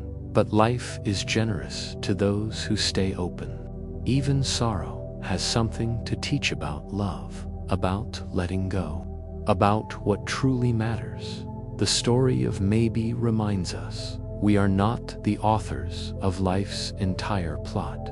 We don't control every twist and turn, but we can choose how we respond. We can choose to meet life with openness instead of resistance, with wonder instead of worry. And in doing so, we begin to see deeper beauty in everything, even the moments that hurt. As you sit here now, let your own maybe rise to the surface. Is there something in your life that feels unresolved? A chapter that seems unfair? A door that closed too soon? Instead of searching for answers, can you soften into the mystery? Can you rest in the not knowing? This is where transformation happens, not through control, but through surrender, not through judgment, but through gentle observation. You don't have to fix everything right now. You don't need to name it all. You can just breathe. You can whisper maybe, and let that be enough. Life is never finished revealing itself. What feels lost may return in another form. What feels broken may become the very thing that opens you. What feels uncertain may become the most sacred ground you've ever stood on. Let the old farmer walk with you now, not behind, not ahead, but beside you. Let his quiet wisdom echo in your heart. The next time life surprises you, confuses you, humbles you, and when others rush to label your path, may you simply smile and say, maybe. If this story opened your heart to the unknown, subscribe to this channel. Stay close to the quiet wisdom unfolding. Chapter 15: The Pristine Mind and the Clear Sky. Part 1. Beneath the Clouds. The sky remains in the quiet hours before dawn, when the world has not yet awakened. There is a stillness in the air. You can almost hear the hum of existence, not loud, not urgent, just there, gently pulsing through all things. This is the kind of silence where the Buddha's teachings come alive, not in grand temples, not in complicated theories, but in the space between one breath and the next. The Buddha once said, "Our mind, in its original nature, is like the sky, boundless, open, luminous. Thoughts and emotions are like passing clouds. They come and go, sometimes heavy and dark, sometimes light and fleeting, but none of them define the sky, and none of them define you." We often mistake the clouds for the sky itself. We think, because I am anxious or angry or lost, this is who I am. We say, I am sadness or I am fear. But in the stillness of meditation, something remarkable is revealed. There is a part of you, unbroken, that is simply aware. This awareness watches the clouds drift by without clinging. It doesn't resist the rain. It doesn't beg the storm to end. It just watches, and in this watching, there is peace. Imagine lying on your back in a wide open field. You look up at the sky and see clouds forming, maybe the heavy gray of a coming storm. But you don't panic. You know the sky is still there, behind and beyond it all. That's what your practice can become, a space of inner watching. When sadness rises like a wave, instead of letting it consume you, you say softly, "This is sadness, not my sadness, not a failure, not a flaw, just a passing cloud." Then you breathe. A quiet power grows when you stop identifying with every emotional storm. You realize you don't need to fix the sky. You don't need to stop the clouds. You only need to stop forgetting the sky is still there. In this remembering, you return home. Every time you bring awareness to a difficult emotion, not pushing it away, just noticing, you reclaim the clear space within you that chaos can't touch. It's easy to think the goal of a spiritual path is to never feel negative emotions again. But the Buddha didn't promise a life free from weather. He promised a way to understand the weather, so you're no longer thrown by it. He gave us tools, not to build walls against the rain, but to learn how to sit beneath it without drowning. Let us gently return, again and again, to this simple awareness, the awareness that sees the cloud but does not become it, the awareness that knows the storm will pass because it always does, the awareness that rests unshaken like the vast open sky. Breathe in, and as you breathe out, remember, no matter how dark the cloud may seem, the sky behind it has never stopped being clear. Part 2. Resting in the awareness that sees all. There is a moment, but real, when you catch yourself thinking, not lost in the thought, but aware that you're thinking. That sliver of noticing is precious. It's the gateway, a doorway to the quiet observer within you, one who doesn't judge, doesn't speak, just sees. This is what the Buddha pointed to when he spoke of the mind like the clear sky, not the content of thought, but the space that holds all thoughts. This awareness doesn't chase away the storm. It doesn't pretend the wind isn't shaking the trees. It simply abides. It watches, and in watching, it remains untouched. You may feel anxious. You may be overwhelmed by grief or restlessness, but there is also the one within you who is simply noticing. And that noticing, this silent recognition, is your way back home. Try this now. Close your eyes and ask, what am I aware of in this moment? You might notice tension in your shoulders, the hum of a distant car, a thought that says, I should be doing something else. But look again. Who is noticing all of that? Can you find the one who is aware? Not the thoughts, not the emotions, but the pure seeing. It has no shape, no color, no beginning or end, and it has always been with you. This is the pristine mind beyond concepts, beyond striving. It's not something you need to build or earn. It's already here, like the sky behind the clouds. And when you stop trying to change the sky, you realize it never needed changing. You were just mistaking the passing clouds for who you are. One of the simplest, most profound practices is this. Pause in the middle of difficulty and whisper inwardly. This too is seen, not fought, not owned. Just seen. This turns you gently toward the space of awareness itself. And awareness, by its nature, is free. This doesn't mean denying emotions or numbing pain. It means resting with what is in clarity. You may cry. You may feel the tight knot of worry. But even in that, something sacred is alive. The knowing, the presence that holds the pain without becoming it.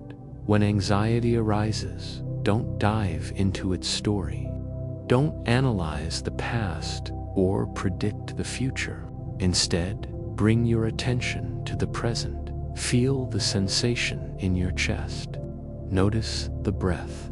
Then turn awareness toward awareness itself, like recognizing the mirror, not just the reflections. This shift doesn't erase the emotion, but it changes your relationship to it. And in that space, healing begins. The Buddha taught, liberation isn't something outside of you. It's found in the very heart of your experience, when met with full presence.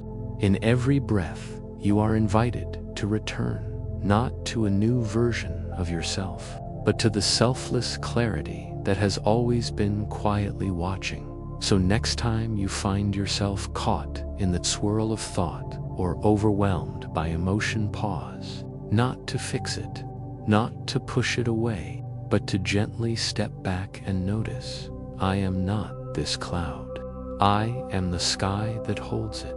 And when the sky within you opens wide even for a moment, you may glimpse the peace the Buddha pointed to, not something to be achieved, something to be remembered. Just as the sky needs no permission to be vast, you need no permission to be free.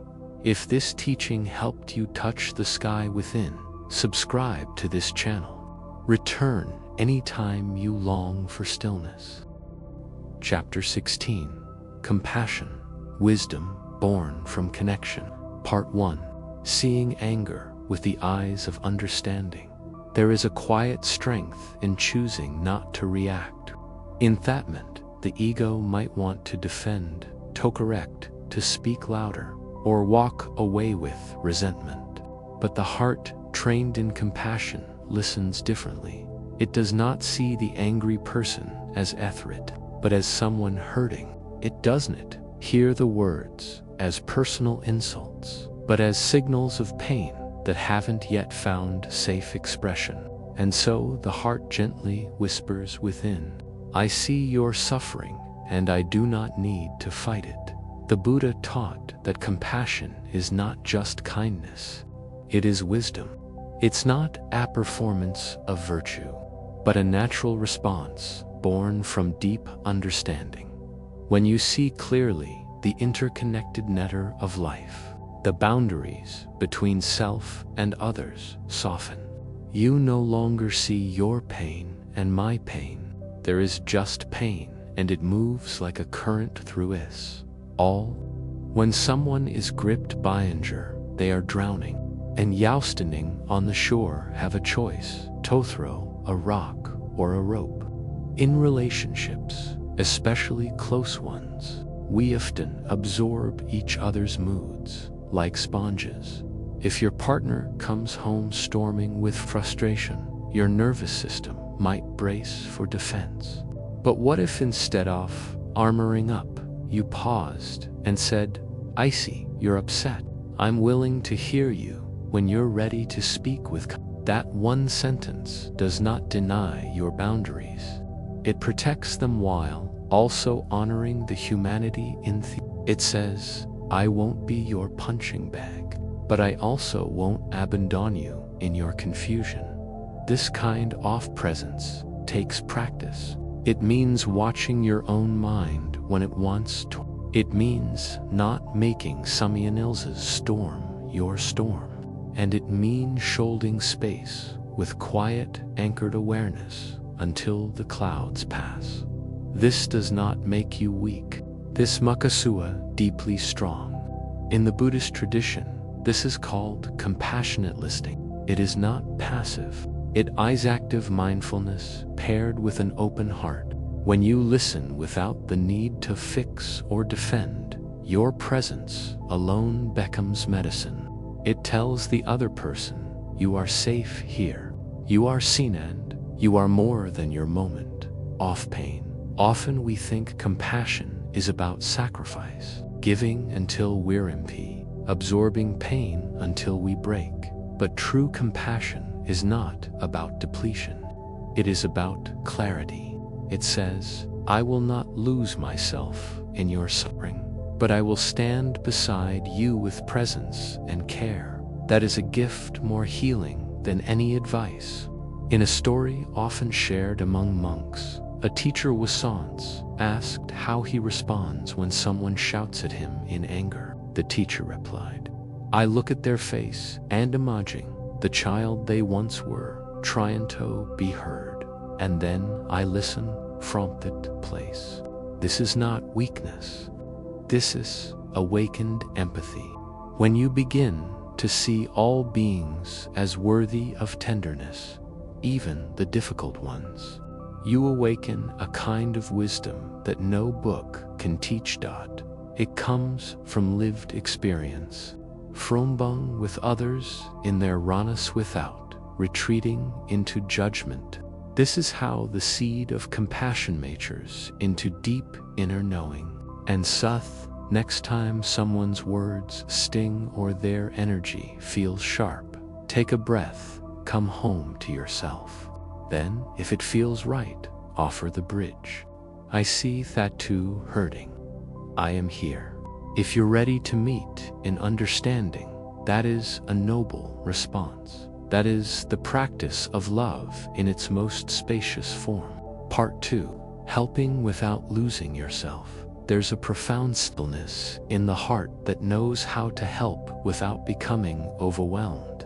In Buddhist teachings, the bodhisattva is one who vows to ease the suffering of all being, not by taking it all on, but by understanding the nature of suffering itself. When you begin to live from that understanding, compassion, you don't need to savignon. You simply show up with clarity and care, and that is enough. Some teams confuse compassion with obligation. We think, if I'm a good person, I must always say yes. I must fix, soothe, give, but that's not compassion. That's true compassion doesn't depilate you. It flows from a deep, the one that springs forth when your own heart is calm and rooted in awareness. When you tend to your own mind like a peaceful garden, you have a something nourishing to offer. And when you don't, it's wise to rest and refill. Helping others is not about being selfless in the way society often describes. It is about being full in give freely. You can only offer calm when you've practiced returning to calm with yourself. That's why Buddhist practice always begins with looking inward, not to escape the world, but to meet it from a steadier place. Meditation, silence, mindful breathing, these are not luxuries. They are theoways. We strengthen our capacity to remain open without becoming ungrounded. When someone around you is suffering, ask gently, what is needed right now? Not, what do I feel pressured to do? But what truly serves this moment? Sometimes the answer is to listen. Sometimes it's to walk away.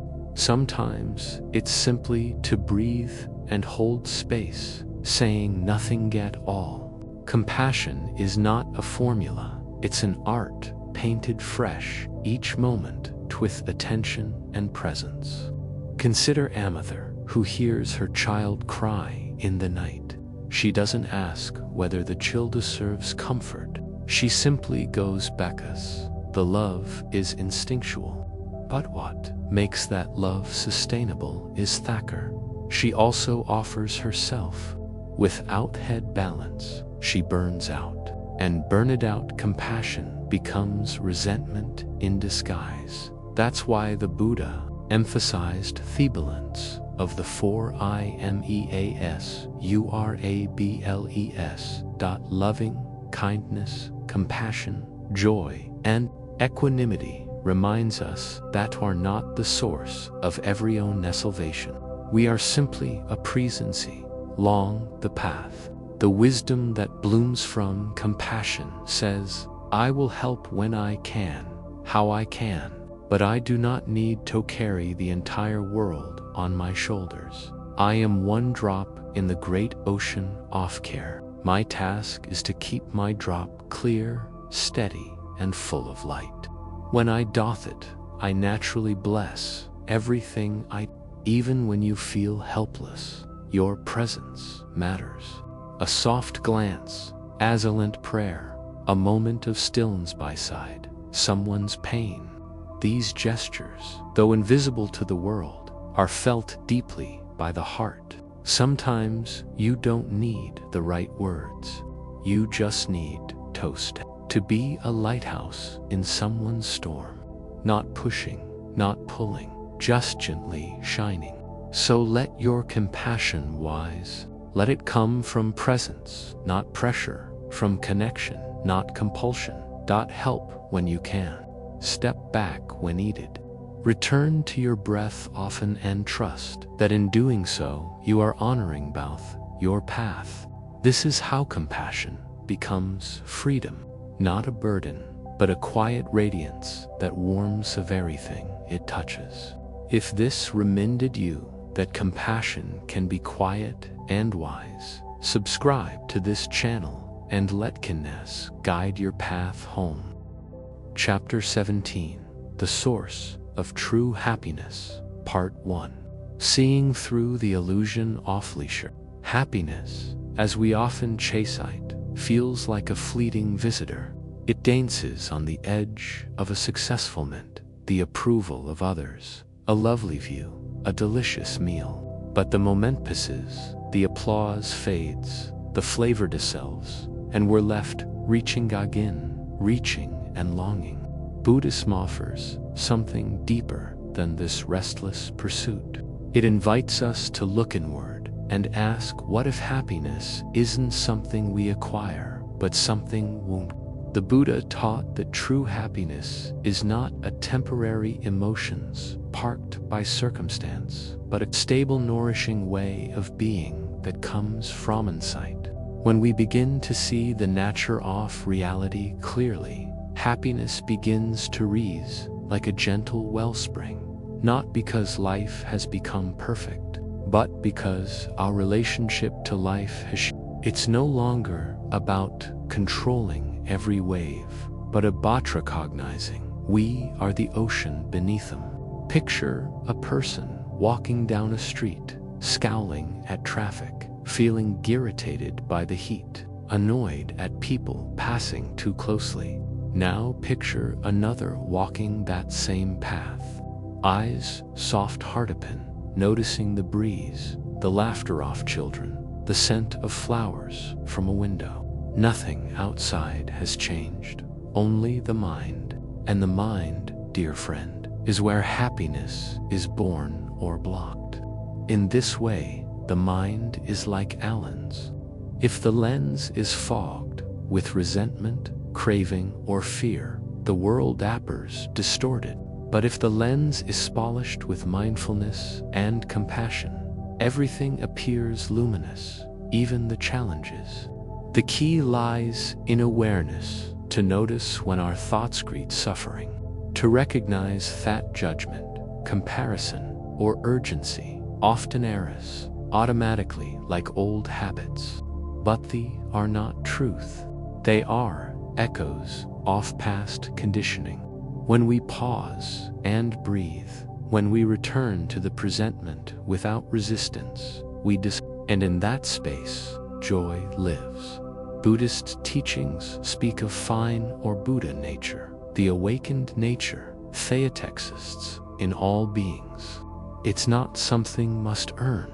It's already here beneath layers of busyness and identity. When we begin to see the Buddha nurturing ourselves and others, something shifts. Compassion arises effortlessly. Our heart softens, not just toward those love, but even toward those who have hurt us. Because we see the truth, they too are caught in confusion and longing just like us. This recognition doesn't mean we condone harm or become passive. It means we live from a place of clarity, not reactivity. And this clarity is freedom. Real happiness isn't about everything going your way. It's about not being enslaved by every mood, every opinion, every event. It's about becoming the sky again, vast and spacious, even as clouds drift across. Imagine your life as a river. The river twists, turns, meets obstacles, but its nature is to flow. When we stop resisting, when we stop damming the river with expectations or fears, we find we can move with life, not against. That movement, natural, alive, awake, is joy. And every act of kindness, every gentle thought, every quiet moment of presence adds to that. You do not need more to be happy. You need less. Less clinging, less comparison, less illusion. Happiness is not hidden in some distant future. It is present when you are. It blooms in the quiet garden of an ungrasping heart. Let's take a breath together. Inhale softly, and as exhale, feel the ease of not needing to anywhere else, not needing to prove anything. Here in this breath, happiness is already waiting. Part 2, a freedom that cannot be taken. There's a moment in everyone's life when the pursuit begins to feel hollow. You reach a goal you thought would complete you, but the glow fades. You acquire something you thought you couldn't live without. On Lido, find it gathers dust on a shelf, both literal and emotional. And it's then, often in a quiet hour or a season of grief, that the heart begins to whisper something truer. That maybe happiness was never in the getting. Maybe it wasn't the seeing. True happiness, as taught by the Buddha, is not contingent. It does not wait on a promotion, a partner, a perfect body, or a... It is not built on external validation or fleeting pleasures. It is the natural state of a mind that has let go of craving. A mind that sees clearly. A heart that has come home to itself. This happiness does not shout. It hums like a warm stream under the surface. O pure day.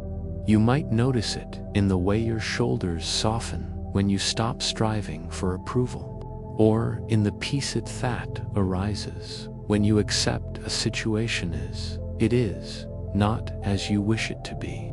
It lives in the silence between thoughts, in the gentle smile that appears when you understand someone's pain instead of resenting their actions. Imagine an old monk sitting beneath a tree. He owns almost nothing. His robes are threadbare. His bowl is simple and reliefs on arms. Yet when you meet high size, there is something radiant, a stillness that wraps around you like sunlight. That is the happiness we speak. Not giddy or dramatic, but rooted, spacious, and free. How does Anna cultivate such a presence?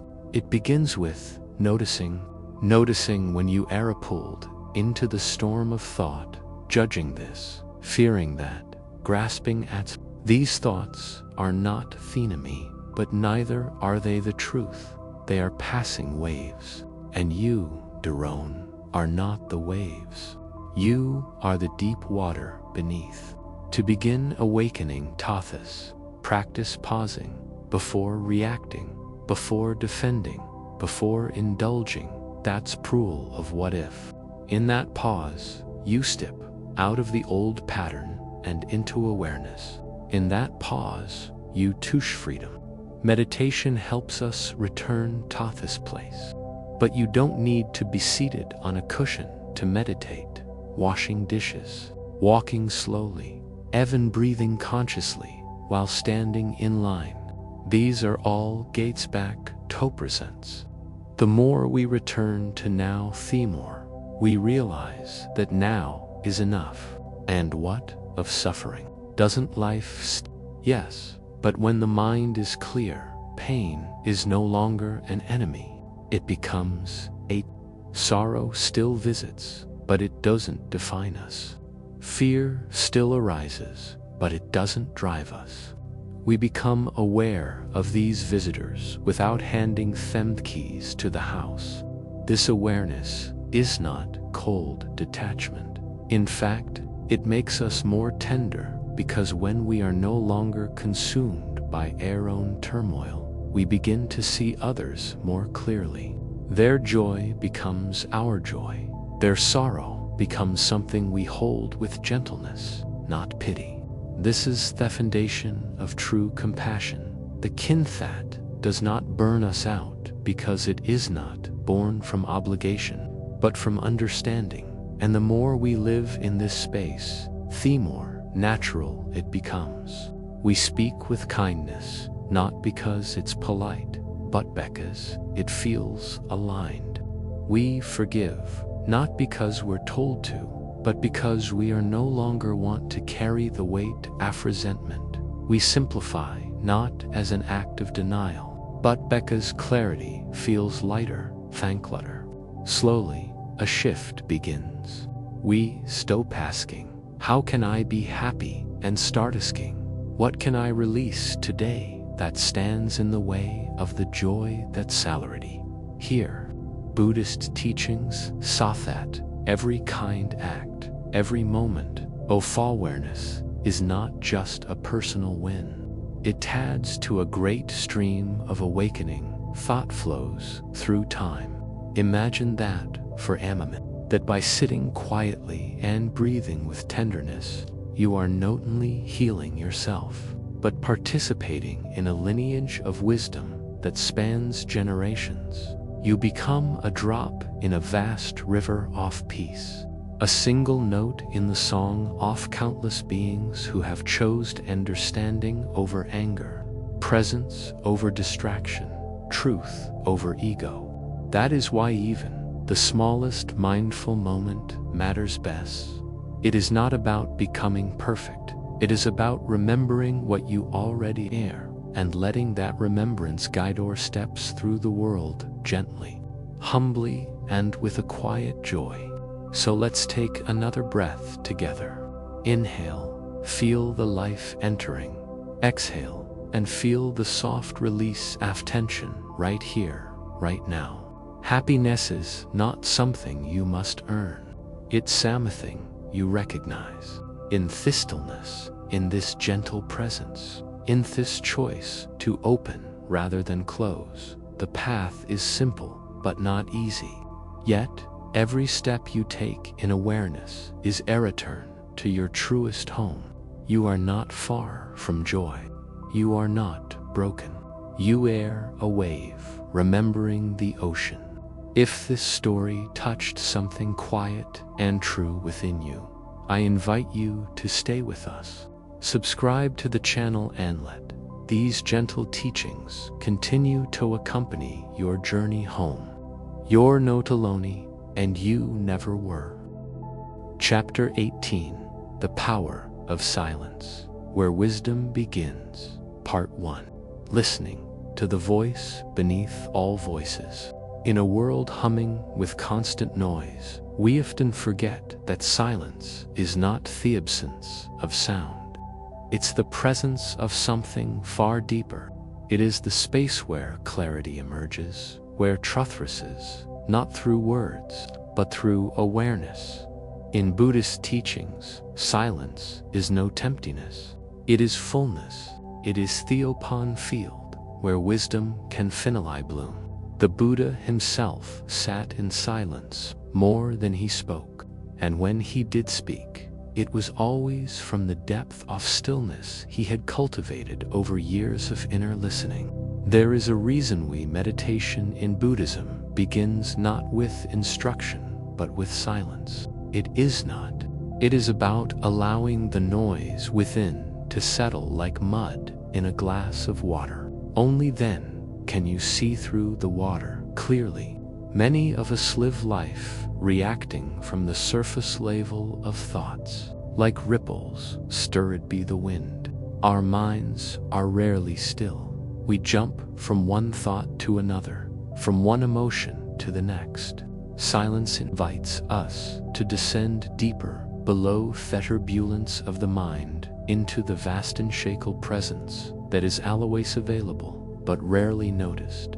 Consider the story of a young monk named Leon. He arrived at a monastery full of questions, eager to receive answers. Every morning he lined up to speak to the Zen master, offering his doubts, seeking clarity. But the master simply smiled and said, "Go sit by the lake." Day after day, Leon protested, "Master, I've come to learn. Why won't you teach him?" But the answer was always the same.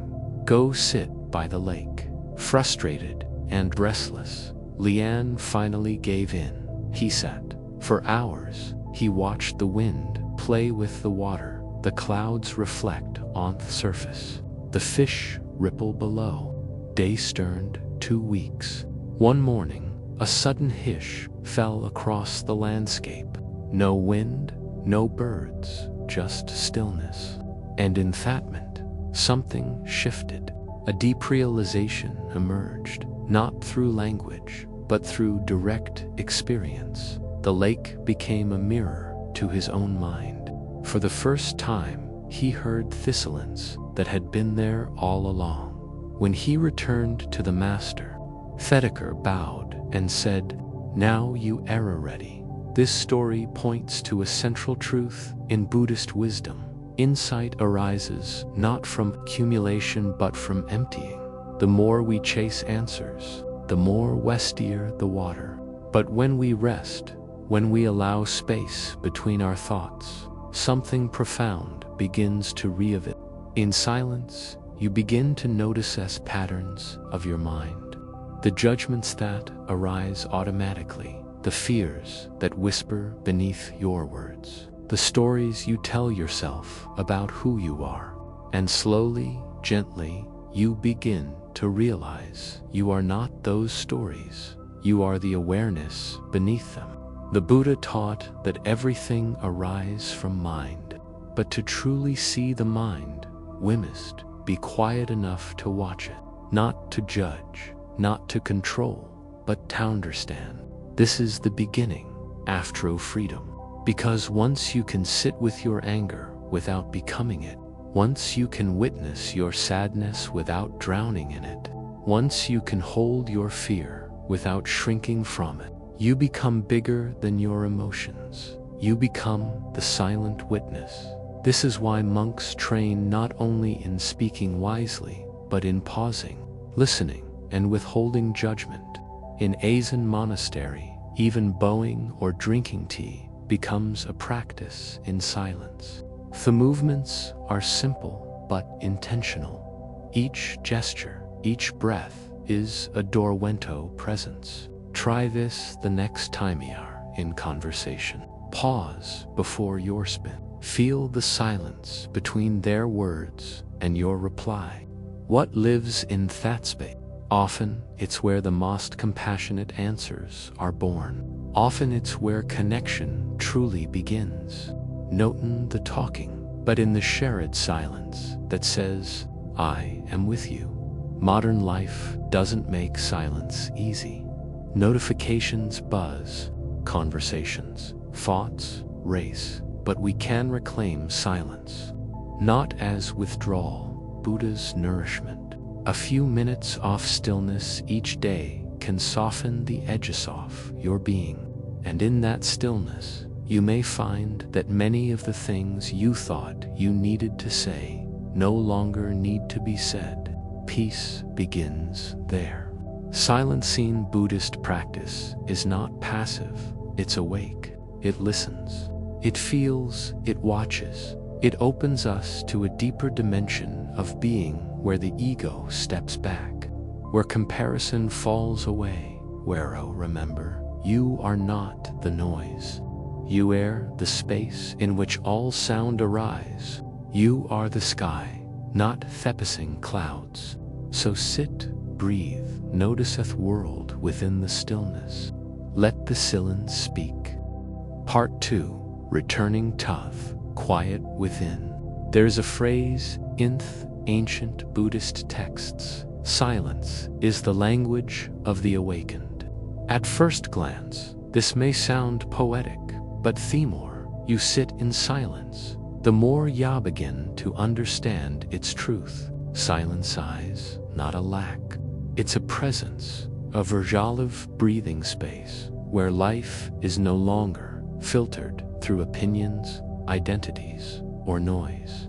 It is the place where awareness reveals itself as it is well, awake, and untouched. In today's world, we often associate value with speech. We believe we must say something to prove our intelligence, to demonstrate care, or to assert control. But the most powerful moments in life often happen in silence. Think of the way a mother holds her child, or the moment before someone says goodbye. Through it, of a look, a pause, a breath. These moments speak more truth than hours of conversation ever could. The practice of noble silence in Buddhist retreats reflects this wisdom. For days or even weeks, practitioners refrain from speaking, not as a punishment, but as a profound opportunity. Without the distraction of words, they begin to meet themselves. At first, it's uncomfortable. The inner chatter seems louder than ever, but slowly, a shift. The mental noise settles like sediment in water, and what remains is presence, pure, unadorned, intimate. You don't have to go to a monastery to touch this silence. You can begin wherever you are. Perhaps each morning before checking your phone, you sit for 5 minutes in stillness, or in the evening, you step outside and listen not to theories in your head, but to the wind, the leaves, the rhythm of your breath. The more you make space for silence, the more you begin to realize it was never. You were simply too loud to hear it.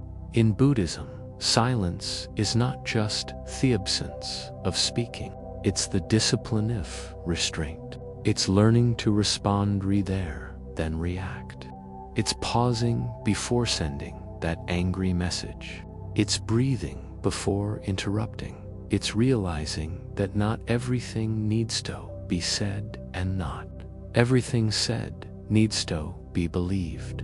There is great compassion in silence. When someone is suffering, we often rush to fix or advise. But what they need is not always a solution. Sometimes the deepest healing happens when we sit beside serene in quiet companionship. Our presence says, "You are not alone." And in that sacred silence, their heart begins to open.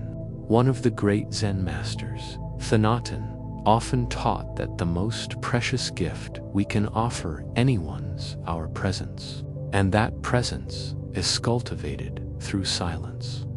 When you're fully here, not rehearsing your reply, not lost in your mind, you become a mirror for others to see themselves clearly. You become a refuge. Even in the midst of chaos, silence is available. You can practice it while washing dishes, folding clothes, waiting in line. These moments, often dismissed, unimportant, are doorways. There are invitations to return to Zen. And in the now, there is peace. But silence also requires courage. To be quiet in a world that rewards volume takes strength. To not defend yourself, to not correct someone when you're to sit with discomfort instead of fleeing. It's not weakness, it's mastery. You begin to see that your worth is not dependent on being heard or agreed with. Your truth does not need to shout, it simply is. As your practice deepens, you may begin to experience a new kind of listening. One that doesn't just hear sounds, but feels the space around them. You hear not only through words, but what's beneath them. The longing, the fear, the tenderness. This kind of listening can only come from silence, because silence doesn't impose, it allows, it embraces. In Buddhist cosmology, there is an image of the moon reflected in still water. The moon-like truth is always present, but we only see it clearly when the water is calm. If the surface is disturbed by waves or ripples, their reflection becomes distorted. The mind works in the same way. When it's busy, reactive, loud, we lose clarity. But in stillness, the truth of things reveals itself effortlessly. So, what can you do practically to nurture this silence? Begin small. Choose one moment in your day to pause.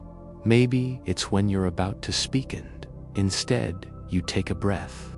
Or maybe it's at the end of the day when you turn off the lights and sit for just 2 minutes, letting go of every thought. Don't worry about doing it perfectly.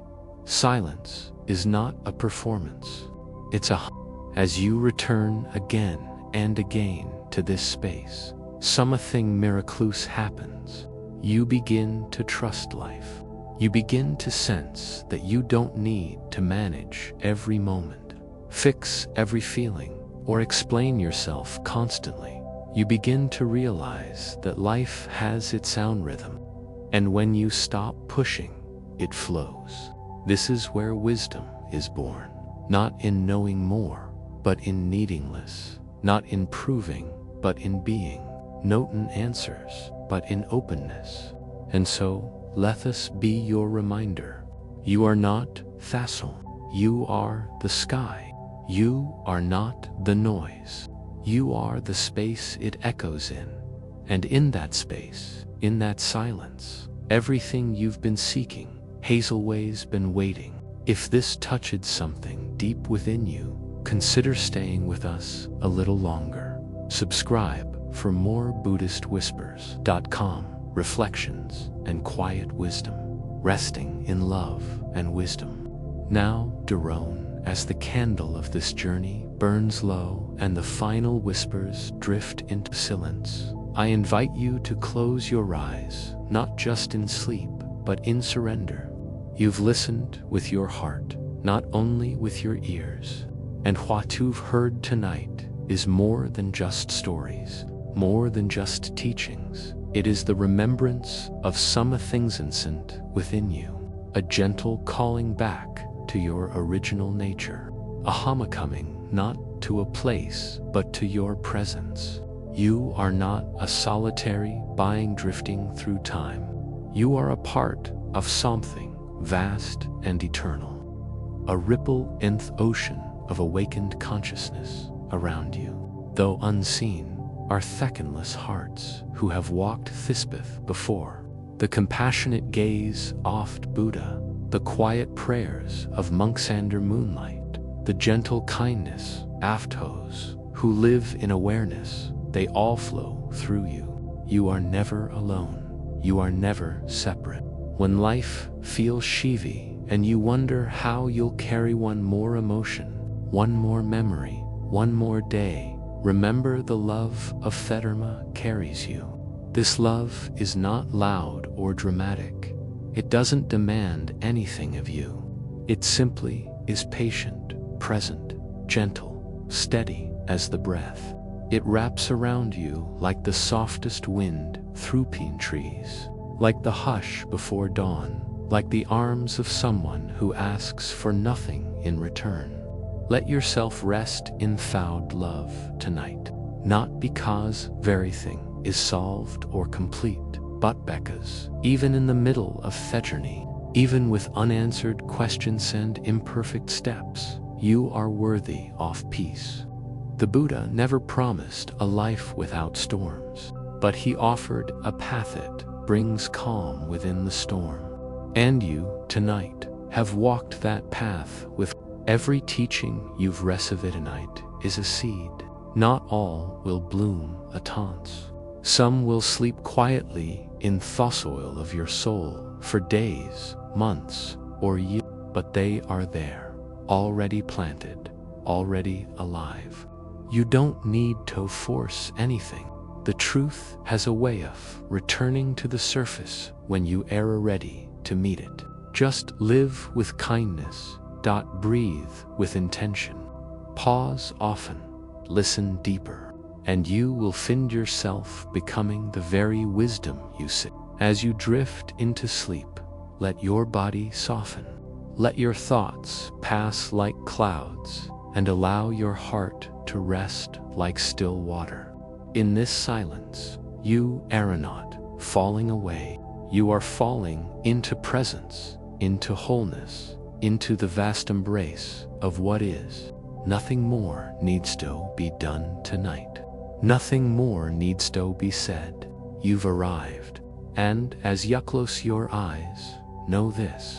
The world is already a little gentler because ya took this time to awaken. The ripples of your stillness, your breath, your compassion will reach farther than Yakno, even in the quiet. Your bind makes a difference. So sleep now with no sleep in the light of thesters that have watched over every seeker for centuries. Sleep in the Armsef, the Dharma, which holds no judgmentally love. Sleep knowing that what you are is enough, that who you are is not broken, that the journey does not demand only sincerity.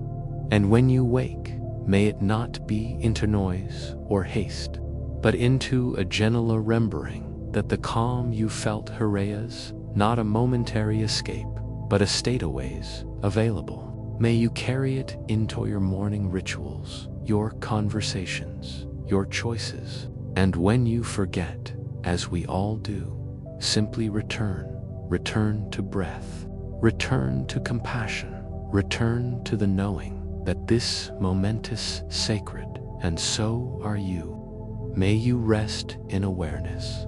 May you rise in peace. May your life whisper the truth you've no heart. If this touched your spirit, don't rush away. Stay with us.